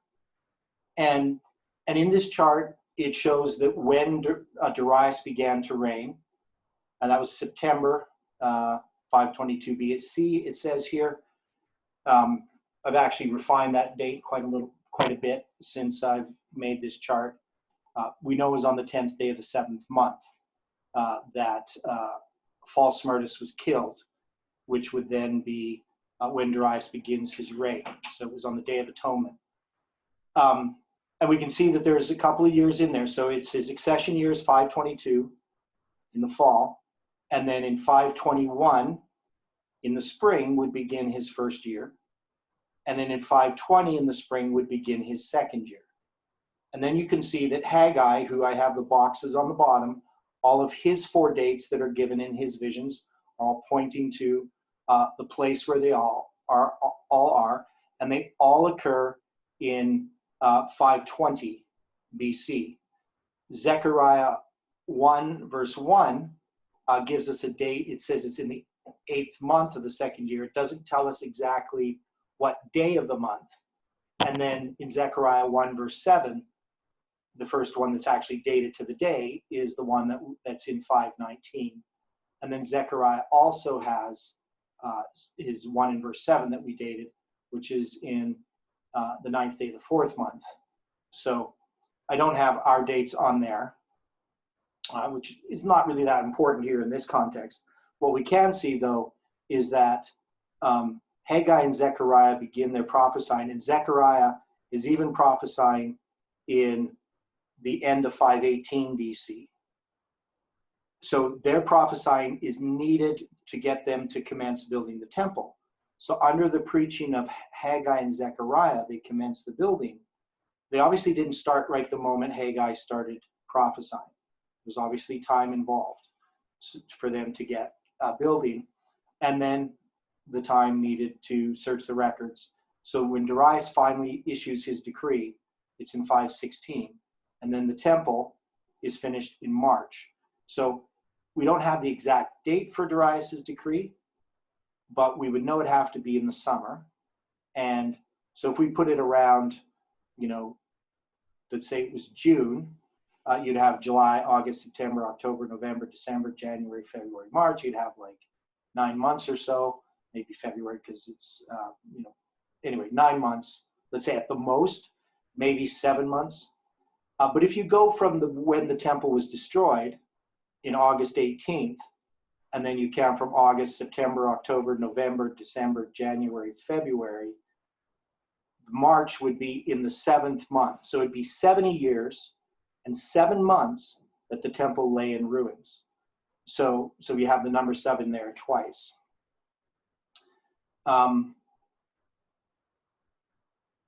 So I go through that detail of that. And now I gave you some assignments on the other one, and I don't know how many people did them. I think I had one person send me, their completed assignment. Maybe it was 2. Looking at this, So I actually want to go back to the other assignment that I gave people and show people how to do these things. I think these are very useful assignments. They help you work through some of the problems that we encounter as we go through this chronology. So let's go back here a little bit, and we're sort of going to look at this is kind of review right now. And so I'm going to ask the questions, and I'm going to want somebody to answer them. So what do you consider the strongest biblical argument for placing the captivity of Daniel early in Jehoiakim's third year of reign? So this, you may not remember this, but we had a number of arguments that said that Daniel was taken captive in the third year of Jehoiakim, like it says in Daniel 1:1, but we placing it early in the third year of his reign, in the fall of 607. So I don't know if you remember some of the arguments. We had Ellen White's statement where she said that the succession of Cyrus, which would have occurred in the fall of 537, marked the completion of the 70 years from when the first Hebrews were carried away captive to Babylon. We had the argument dealing with Jehoiachin's two anointings, where we worked out the chronology of those two anointings, and that became, for me, a very powerful one. What other ones can people think of? What would you consider a good argument that it was 607? There's other ones. Anybody have a comment on that? What's the strongest biblical argument for placing the captivity of Daniel early in Jehoiakim's third year of reign? So putting it in the fall of 607. From what I remember, it was an argument from based on a date in Jeremiah, is it 25? Mm-hmm. Where it talks about the 14th year of Nebuchadnezzar. No, hold on, no. The fourth year. Yeah, fourth year of Jehoiakim. First, I was telling you, yeah, and the first year of Nebuchadnezzar. yeah, and it's also one other date. There's two references. I can't remember. Has to do with Jeremiah's ministry. With as the 13th? No. 23rd. Isn't it? The 23rd year that Jeremiah's prophecy. Okay. Yeah. All the way back to the 13th year of Josiah. Right? So it's the 23rd year of Jeremiah's prophecy, of his prophesying, being a prophet. So it's 23 years from the 13th year of Josiah. So we actually have three different ways that we can reference that. And that's actually a really good one, at least in getting that it has to be in the third year of Jehoiachin, or third year of Jehoiakim, and that it would definitely fit with 607. So there's a number of arguments that can be used. The only argument against it is that the Babylonian chronicles don't record it. But there's a rule in archaeology and history that absence of evidence is not evidence of absence. That is, just because you don't have a record of something being recorded doesn't mean it wasn't recorded and we've lost it, because that's always a possibility. And some events are more important to record than others. There's lots of events in history that we have no record of them at the time that they occurred. We have much later accounts of them, but we don't know that they occurred based on any contemporary accounts. But yet we believe they exist. And so like Belshazzar, even Nebuchadnezzar, at one time people didn't believe Nebuchadnezzar existed, but especially Belshazzar, because early on people didn't know much about the past. So critics would just say this is all imaginary stuff. And then when we'd find that, oh, well, this is actually records of this, then they would just go to some other thing. So when does the captivity of Daniel start and end? This should be an easy one. Anybody want to answer that?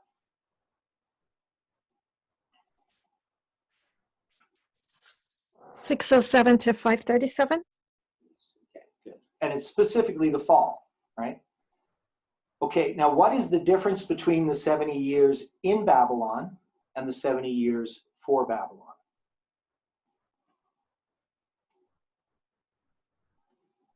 Anybody remembers that?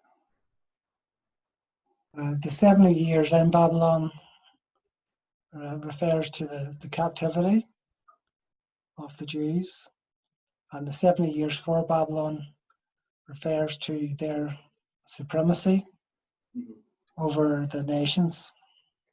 And that ended when? 539. So with the fall of Belshazzar, and it began Yes. October 609, right? 609. And so that's something that we can date. Now, so I asked some questions here, which trying to get people to think some of these things through. If September 28th is the first day of the 7th month in 607 BC, what is the first day of the first month? Now, the way that I would do something like this in the past is I would actually go to a calendar and I would count the weeks and try to figure out how many days exactly there were between. So one thing we would know is the first day of the 7th month is the beginning of the year. That's the first of Tishri. And it's 177 days from the first day of the first month. So I'd have to know that. And then I'd have to count backwards. Now we can just look on a calendar converter, or we could look in these charts that we have, right? So if I really wanted to do it the easy way, I would go to the Babylonian Chronology by Parker and Duberstein. And I would go look on the chart and find 537. Oops, skipped it. Went the wrong way. So go in the year of Cyrus. And the question that I had was, if September 28th is the first day of the 7th month in 607, so I want to go to 607. Oops. 607. I'm on the wrong chart here. There we go. So that's why I was going to go to this date. So the beginning here.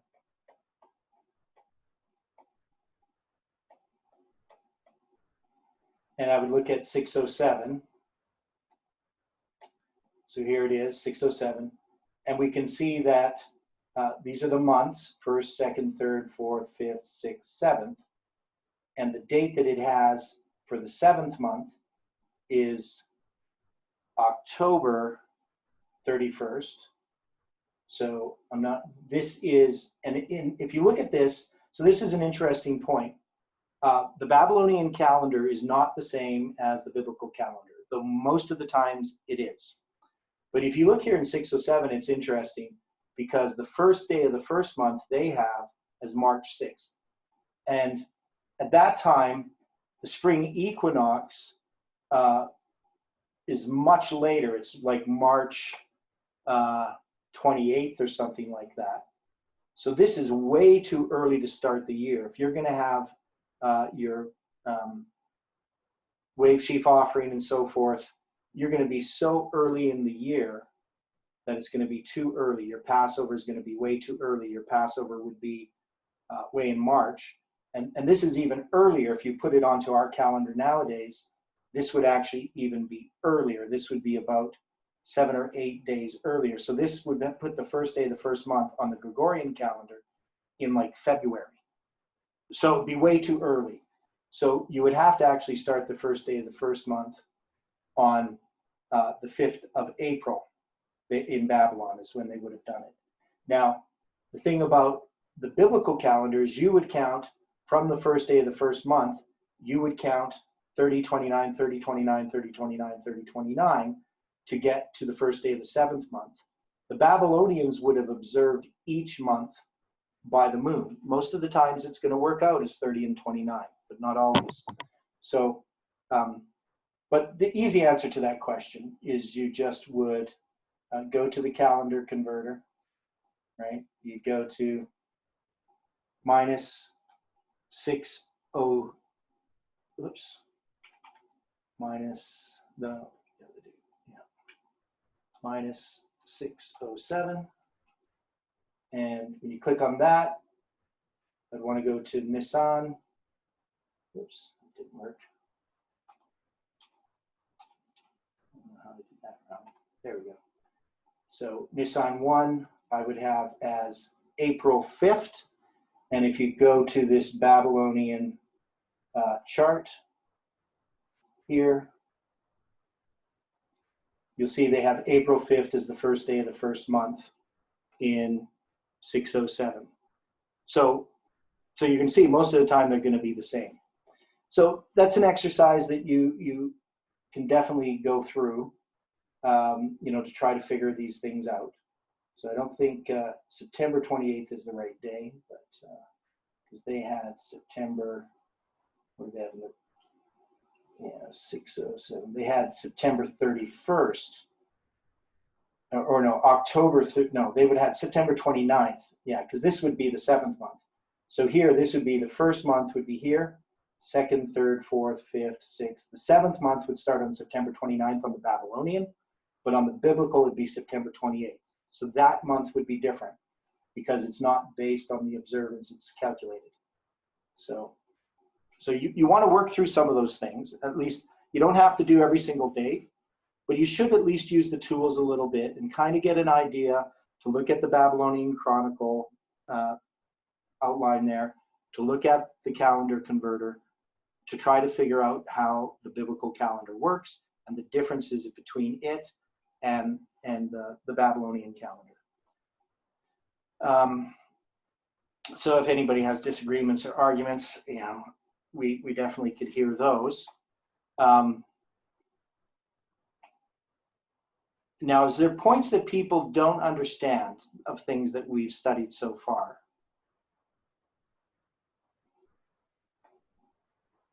Everybody here is pretty much following it?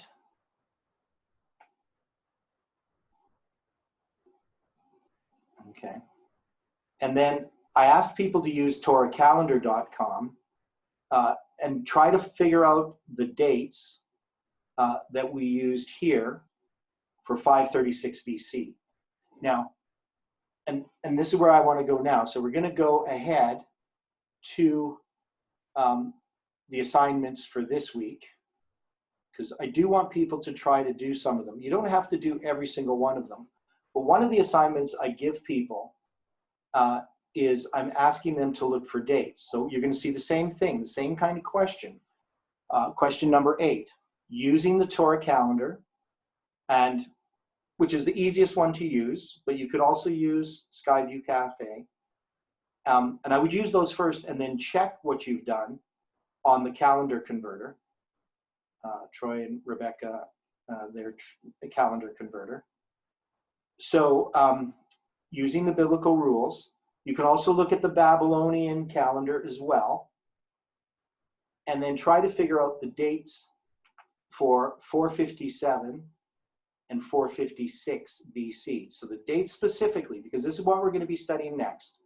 So we've studied the decree of Cyrus and the decree of Darius, and we've put those dates, and I'm going to actually draw them up here again. And now we're going to be looking at 457 BC. So we're going to study Artaxerxes' decree next. And there's some very interesting things that I want you to notice that are very relevant. And I want you to look at the first day of the first month on the Babylonian Chronicles, or the Babylonian Chronology by Parker and Deverstein. And I want you to look at the Torah calendar, and I want you to look at the first day of the first month that we have on the calendar converter.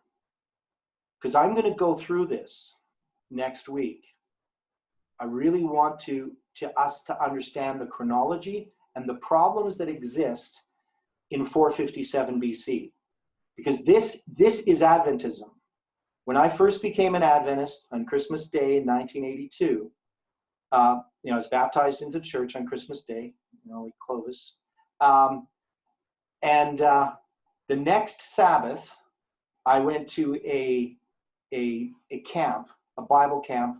I was young, but I was married and had 2 kids. Well, my second kid was going to be born in a little bit after that, but I was only 18 years old, or 19 years old when I was baptized. And but we went to this Bible camp of a church that I'd been going to. It was kind of like more a study group, and they had this Bible camp, and they studied cults. And the pastor there, Pastor Paul, I believe his name was, he did a study about all these different cults. We watched some movies on different cults, and I asked him, I just became a Seventh-day Adventist. Did I just join a cult? And he said, no, you need to read the book by Walter Martin called Kingdom of the Cults. And so the first book I read after I became a Seventh-day Adventist was a book called Kingdom of the Cults. And Walter Martin explains why Seventh-day Adventists are no longer a cult. But as I read through that book, I read through the whole book, not just about Jehovah's or Seventh-day Adventists, but I read about Jehovah's Witnesses and all the different groups. But I noticed that there was differences definitely with Seventh-day Adventists. But one of the things I knew, if you could attack 457 BC, that you could destroy Adventism. I didn't understand much. I hadn't actually studied Adventism. I became an Adventist just studying on my own, kept the Sabbath before I became an Adventist, wanted to get baptized. I believed in the state of the dead, believed some Adventist doctrines. I liked Ellen White, though I hadn't read much of her. And Adventism seemed to make sense, even though I didn't understand everything.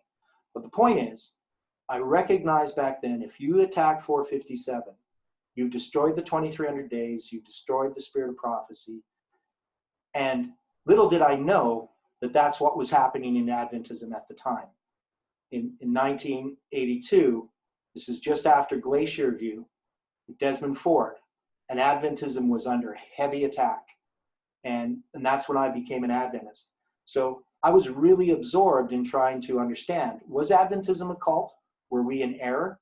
And I spent a lot of time in my early years as an Adventist, the first 5 or 6 years, studying these things and trying to establish 457.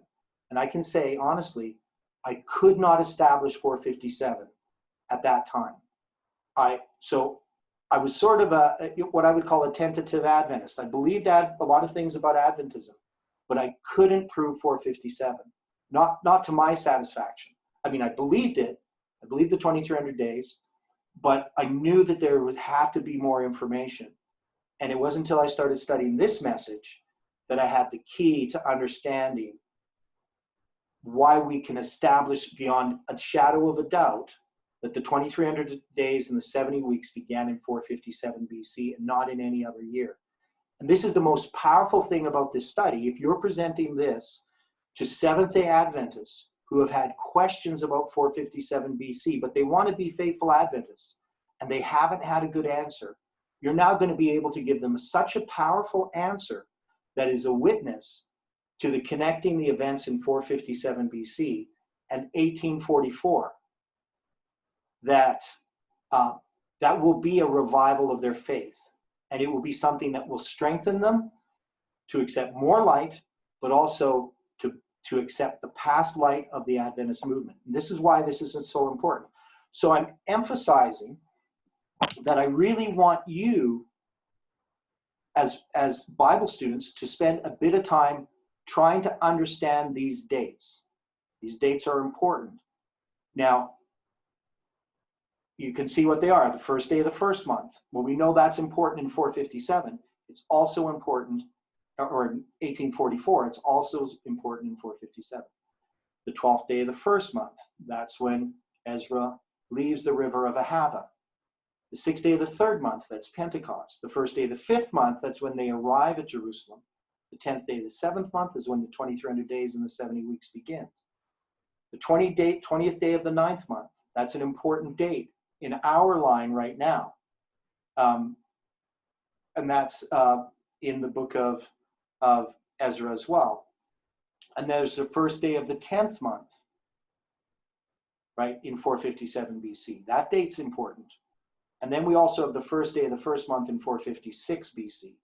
So just to try to work that out. It's not like you have to get it perfect. If you have questions, you can always email me. But I want you to try to work it out, because if you've tried to work it out, you've looked at the Torah calendar, you've looked at Skyview Cafe, you've looked at the chronology converter, you looked at the Babylonian tables. When I go through it next week, you're going to have a much better understanding of it.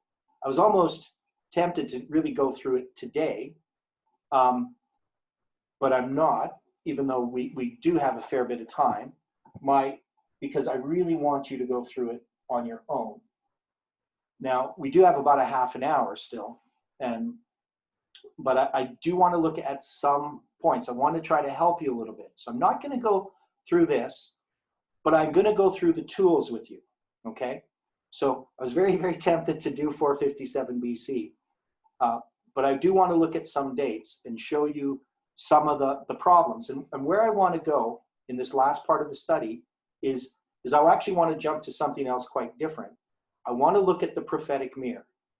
So that's where we're going to go right now. So I'm going to get rid of this screen here and go back here.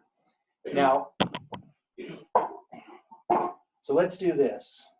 This will be very, very helpful if you're trying to learn how to use the calendar. And we will go, of course, over this again. All this stuff I drew here. But let's look at the prophetic mirror. And this is a paper I wrote called Prophetic Mirror Probabilities. I think something like that is the title. Now we know that the prophetic mirror starts in 742 BC. And 19 years later, in 723 BC, Hoshea is taken captive. 2 years later, Samaria is destroyed. And then 46 years after this, it's not proportional, Manasseh is taken captive. So you have Ahaz. This is Isaiah 723 BC. This is Hoshea. 677 is Manasseh. And then we know that we have, from here to here, I'm just going to put 220 years, 457 BC. So this 220 years is this period in which those 4-7 times are fulfilled, and also the 3 decrees occur that ends that. So we're not going to study that. But this 220 is important because we know you have from here to here 2,300 days or years to 1844. But even before that, we also have 1798 and 538 AD. So these are all AD dates here. And if we look at this, we also have 1863 to finish off our chiasm. So you got 19 years here, 46 years here, 1,260 years here, and then 1,260 years here as well. And this, of course, is the 2520 for northern Israel. And then you have the 2520 for Judah. Right? So this is our prophetic mirror. And we know that from here to here, it's 2,604 years. So this prophetic mirror, we're familiar with, obviously, if we've studied this message at all. Now, in 457 BC, something happens, and you will find this out as you work through the calendar, that each one of these dates, each one of these years, there's 8 of these dates, have an interesting characteristic. When you have a lunar solar calendar like the Jews have, the Jews, they use the month by the moon, but they also have to adjust the calendar for the year. And to do that, they have to add an extra month every second or third year. And now on the modern rabbinic calendar, they have a set pattern. Every 19 years, they have 7 years that have a 13th month. So this, of course, is an interesting detail. So this is called the Metonic cycle. So the Metonic cycle is a period of 19 years. It's a period of, how many days is that? 6,940 days, I think. I always forget. You think I remember every single number, but I think that's how many days it is. But be that as it may, the better way to look at it is it's 235 months. Now it's 19 years. Now notice we have 19 years here. Well, this is 235 months, if they start and end at the same time of the year. So from 742 to 723. And I figured that this is in the spring, and this we know is in the spring. So this is 235 months. Now, it's also an interesting detail. If you go back to 977, when the kingdom's divided, if you add 742 to 235, you get 977. So the period of time between here is 235 years. And the period here is 235 months. So that's a little interesting detail. So I'm not that concerned about that, except to understand that in this 19 years, just to help you understand the calendar, and you'll see this on the Babylonian chronologies, you'll see that they'll add, sometimes the Babylonians add the extra month between the 6th and 7th, but most of the time they add it between the 12th and the 1st. They'll have a 13th month. And so there's 9 years, but you're going to have in here 1, 2, 3. So you're going to have 7 of these that are going to have 13 months, but 12 of the years are going to have 12 months, right? So you have some interesting symbolic numbers. You have 19 years that's divided by 7 years with 13 months and 12 years with 12 months. So that 7 and 12 show up again and again. One is it's the number of the priests and the Levites. It's also the number that we use for the Daniel's week, the 70th week, in the midst of the week. And this number here, 12, is the number of the covenant in 31 AD. So there's lots of symbolism in it. But in this period of 235 months, if you take 12 times 19, you would actually have 228, right? So they just have 7 extra months to get the 235 months, right? So that's how the math is done. So this is very, very significant, this idea here. Now, so I bring that all up for this reason. When you look at each of these dates, and we have all these dates, 742 BC, and I probably should give this as an assignment, 723 BC, 677, and 457. These are all the BC dates that we have addressing the prophetic mirror. And then we have our AD dates, 538, 1798, 1844, and 1863. Each one of these years has a leap month. Each one of these years, I shouldn't say the years, the year preceding it. So that means this year will begin after a 13th month. So this year will have a 12th month. All of them have 12 months, right? These are AD.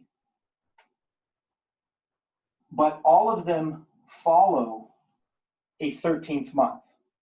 So the year on the first day of the first month in 742 BC is going to be preceded by a 13th month.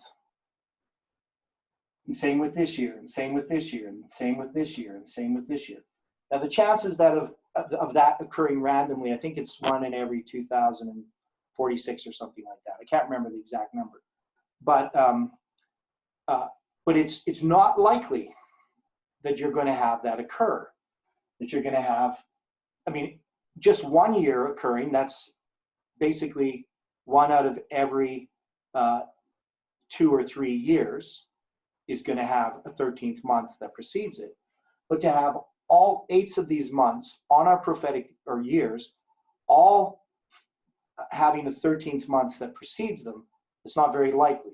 So it's 2,000 and something to 1 odds that would occur. So if you just went and picked 8 different years, you would have to do that over 2,000 times on average to find 8 years where this phenomenon occurs. And so that's the thing that you really want to look at as you're going through this, is you want to look at, and the year that I want you to look at, I guess, the best one, because 457 BC you're going to look at, but you should compare it with one of the other years. And the other year I would compare it with is 1844. But you could do it with all of them, or you could just do it with 1844. But what you're going to look at is you're going to see that this phenomenon occurs. Now, it's difficult because we put in the rules that the first day of the first month occurs with the sighting of the new moon after the spring equinox. So the reason why a 13th month would be added is that when they get to the 12th month and they look for the new moon, they see it on the 29th day of the 12th month at evening, at sunset. They see this visible crescent, but the equinox has not yet occurred.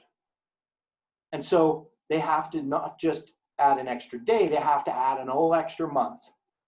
And then so at the end of that 13th month, they would go out on the evening of the 29th, and if they see that visible crescent, then the next day would be the first day of the first month. Okay, so this is what you have to try to keep in mind as you work through it. So you're going to see when you go to Torah Calendar that for each one of these, the TorahCalendar.com site, it doesn't follow the biblical rules. It's just something that gives us an observed calendar where you have, they're very similar to the rabbinic, but they observe each month instead of doing that 3029. So if you go there to Torah Calendar, you'll find that they're going to start all of these years 1 month earlier than the biblical calendar, because they're going to be looking at the month, the new moon nearest the spring equinox. So they will start before the spring equinox, but we know that it has to start after the spring equinox. So the Torah calendar is going to give you the wrong month as the first month of the year. Every one of them will be the second, but I want you to look at the first month on the Torah calendar because it'll give you the time of the day in which that new moon is sighted. And then you look on Skyview Cafe at the chart with the calendar with the phases of the moon. And what you will see is, on that one, it will tell you when the spring equinox is. And what you will see, and I'm going to show you here in a minute because we've got a bit of time here. So we're going to go through this. We're going to go through it with one of them. I'm not going to choose 457 or 1844. I'll choose one of the other years. And we're going to look at what happens, and we'll see that how that works. But the point is, we'll see that each one of these have this characteristic. But another characteristic that they have, and I'll show you this as well, but I'm just going to tell you about it now, is that how close it is between the sighting of the new moon and equinox can vary. So you can go up to look at the new moon on an evening, and you're looking for the new moon before the spring equinox. Well, maybe that spring equinox is nearly a month away, right? So you're going to add a 13th month. I mean, I'm not saying that this would happen. There's lots of factors involved, but you could have the 13th month being added quite early on, or you could have it being added later. It depends on the equinox. The point is, there's a whole range of time of 30 days in which that equinox, so it's going to be the first new moon after the spring equinox. So if you just had the spring equinox and you see the new moon, that would be the soonest that you would have, because it's the spring it's the new moon before the spring equinox. So if you had the equinox farther out, I mean, you would just you wouldn't have a problem. It's when they're close that you're going to have this problem. You're going to look at it and you're going to say, well, did the spring equinox actually occur yet or not? And in each of these dates, you're going to find that it's very close. The spring equinox is occurring very close to that first new moon. And so in some cases, if they were delayed by observation, so even though we look on the calendar converter, you look on Torah.com, you look on like the Skyview Cafe, and you would say, well, they should have seen a new moon there, and it's before the spring equinox, but they may not have because of the weather conditions. And the next day, if they went out and they saw the new moon, then, well, they don't need to see it the next day, because if there was no new moon, it would have been after the spring equinox. They wouldn't have needed to add a 13th month. So that's how close each one of these is. And so the chances that could occur in each of these instances is to be multiplied by 30-to-1 odds, plus also the fact that you're going to have these all occur in that case. So my point is, you're going to see that, and I do a chart of this and I explain it all in detail in the paper. But the point is that you're seeing something that is absolutely impossible. Shouldn't say it's impossible, because there's no such thing, mathematically impossible in this range. But these are like billions to 1 odds that this occurred by chance. And so to me, it's one of the strong testimonies of the validity of this prophetic mirror, is that it shows something that is so highly unlikely to have occurred by chance that it is by design. So let's do this process. We're going to go through the process of looking at it. And you're going to look up, of course. Theodore, just a quick one. Is that on all of the 8 dates then? So it'd be the 742, right, and the 53. So it's the 8 dates, yeah? All 8 dates. Okay. We're going to look at 742 as the first one. So we'll go through this process here. So I got to share my screen again. I guess I'll just share this one. It's easiest.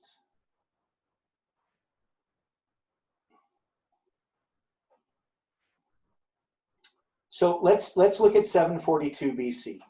And the first thing that we would do is I would go to this TorahCalendar.com. I would choose, and I don't know if people can see this. I'm going to zoom this screen bigger. I can do that. There we go.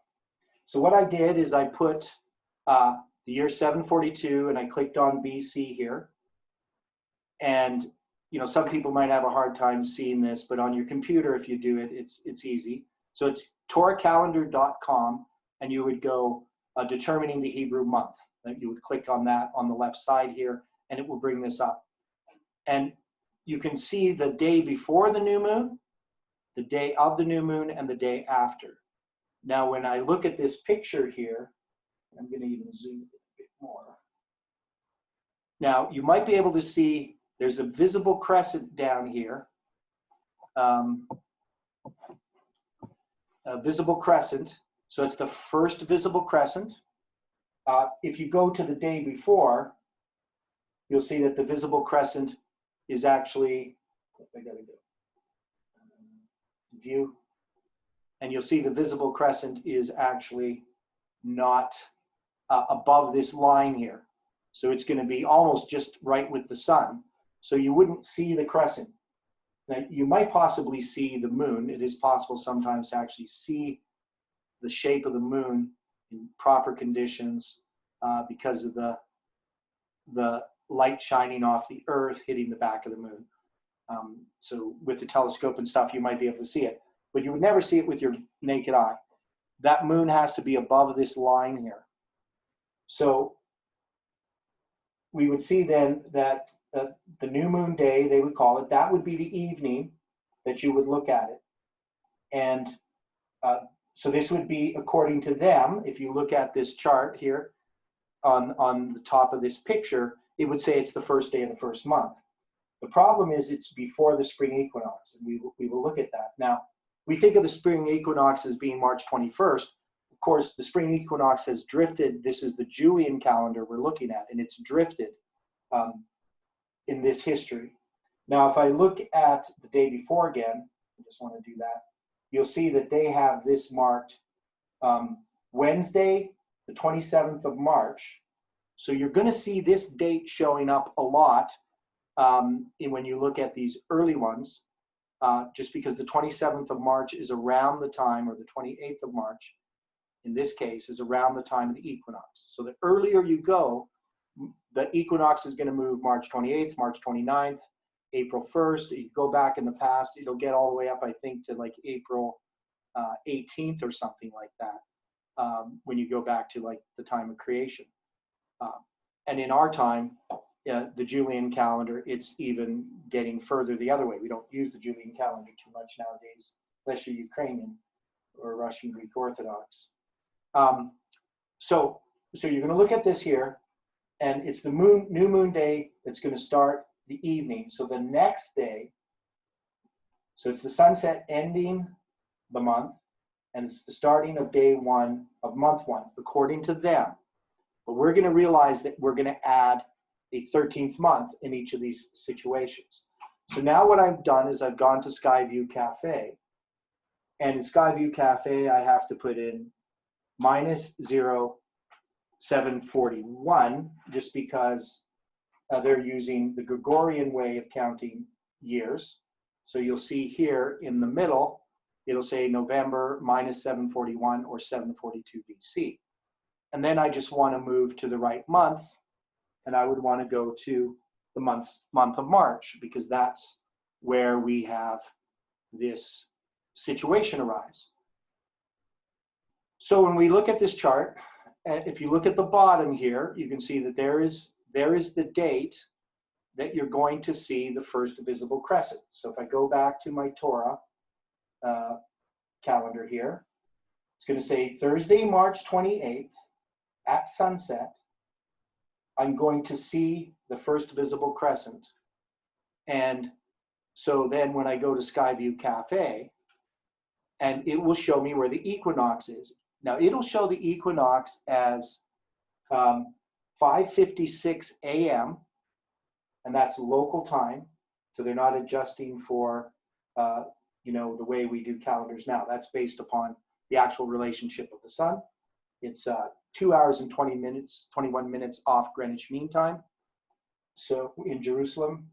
So anyway, you'll see on the 29th, the equinox happens. Now we're saying that the first day of the first month occurs after the spring equinox. So the sighting of the first visible crescent has to occur after the spring equinox for it to be the first day of the first month. Now this is actually the 12th month that we're in. So we're in the 12th month. It's at the end of the 12th month. And now the date specifically that the person is going to look out at that day is on March 28th. That's going to be and it's right after, you can see there's on the left of that, you can see you have the actual, what they call the astronomical new moon. That's conjunction. But you're not going to see the new moon on the evening of the 27th. And that conjunction is occurring at 10:56 a.m. So you're not going to see it that evening, but it's early enough that on the evening of the 28th, you will see it. And if you go out and you see it, The problem that you have is the spring equinox has not yet occurred. And so that means you have to add a 13th month. So you see the moon, that means the 29th of March in 742 BC would be the first day of the 13th month. So then you have an extra month added. So now what you would do is you would go to April, and you're going to have the same situation. And you're going to come to April at the bottom here, April 26th. The conjunction will occur at 1:57 a.m., so almost on April 25th.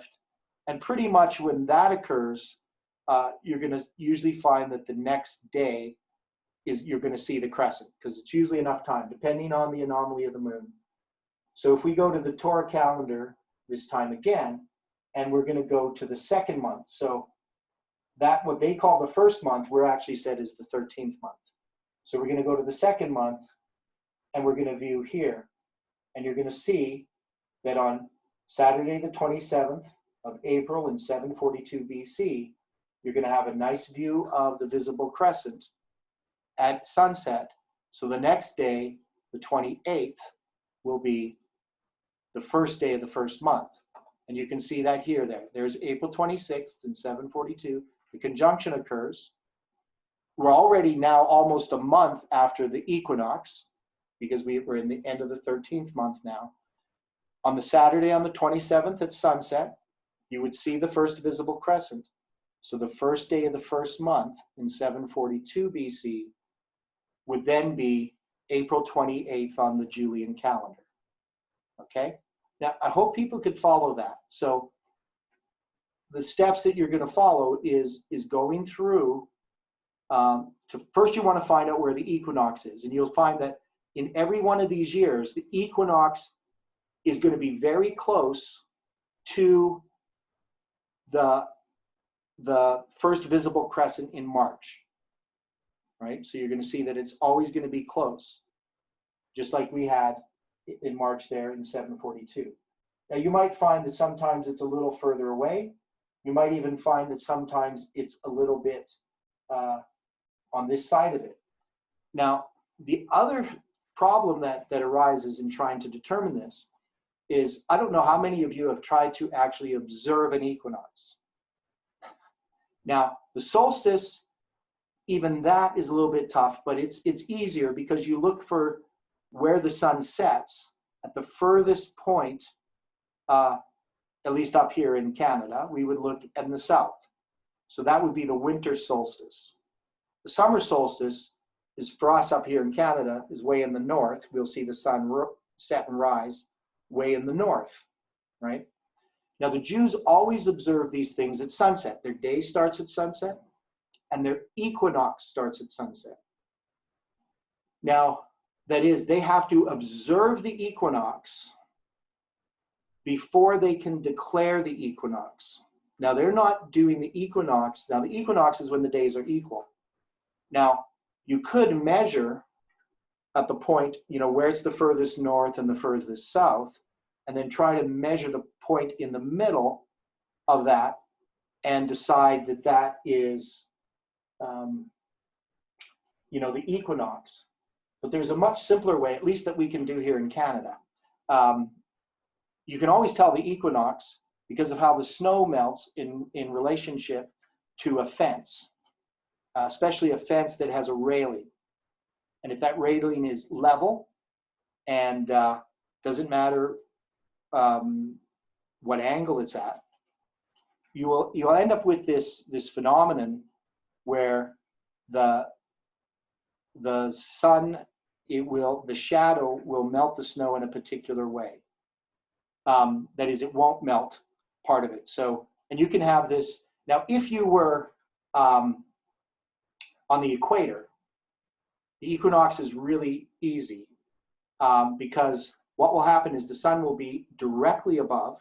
And if you have a post that's level, that's going straight up and down vertically, that post will have no shadow if you're on the equator at the equinox. Now, of course, in the winter, the shadow on the equator would end up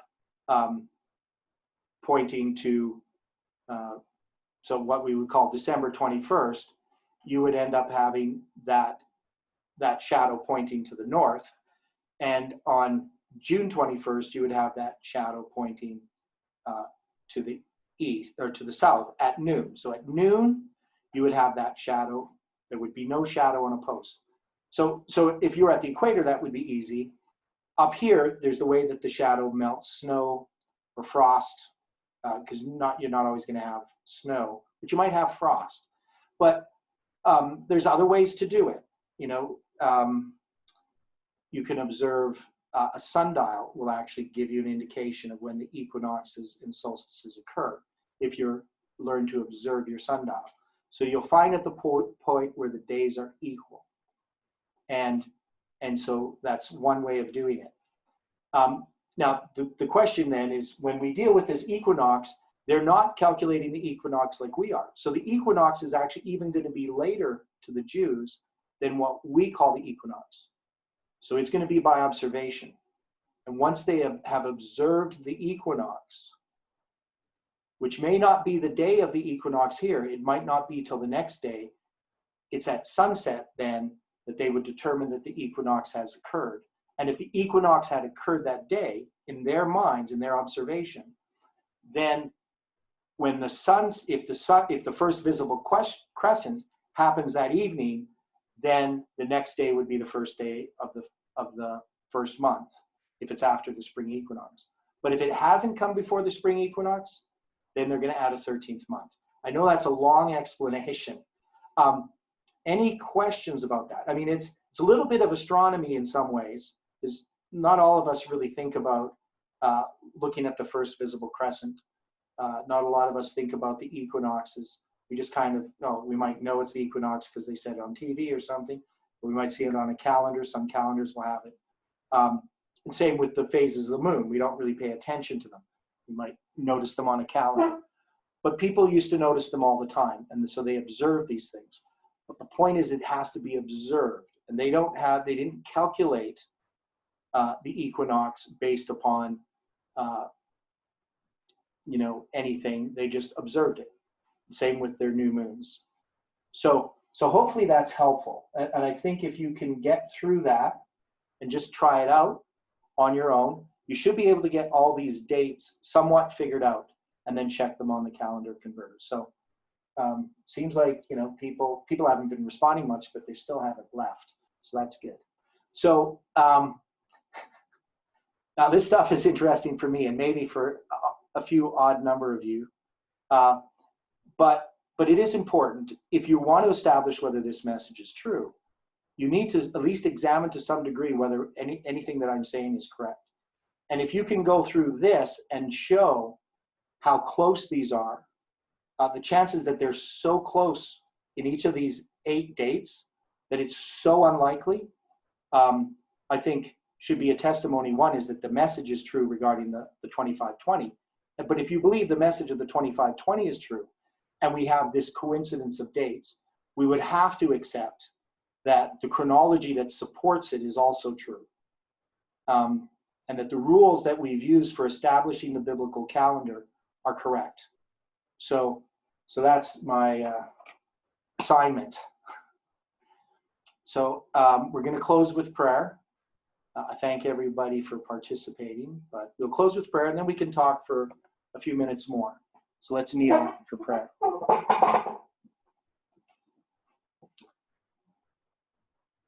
Dear Father in heaven, we know that some of that was difficult for our minds to grasp, but we ask, Lord, that your Holy Spirit can help us as we study on our own prayerfully, that we can confirm these things with our eyes, and that we can know that you are leading us. Help us, Lord, to have faith even when we can't see, but help us also not to be blinded or to turn a blind eye to evidences that may convict us. Help us to have an open heart and an open mind to your truth and to compare Scripture with Scripture, to search out whether these things are so. We pray for each person here. Help them in their personal lives and their witness to others. And help us to share these things with our friends and our family and those we come in contact with. We pray for this message We pray for the School of the Prophets, for FFA, and for all the ministries that we have, whether big or small. And we thank you and we praise you in Jesus' name. Amen. Okay, so I'll turn off the recording here.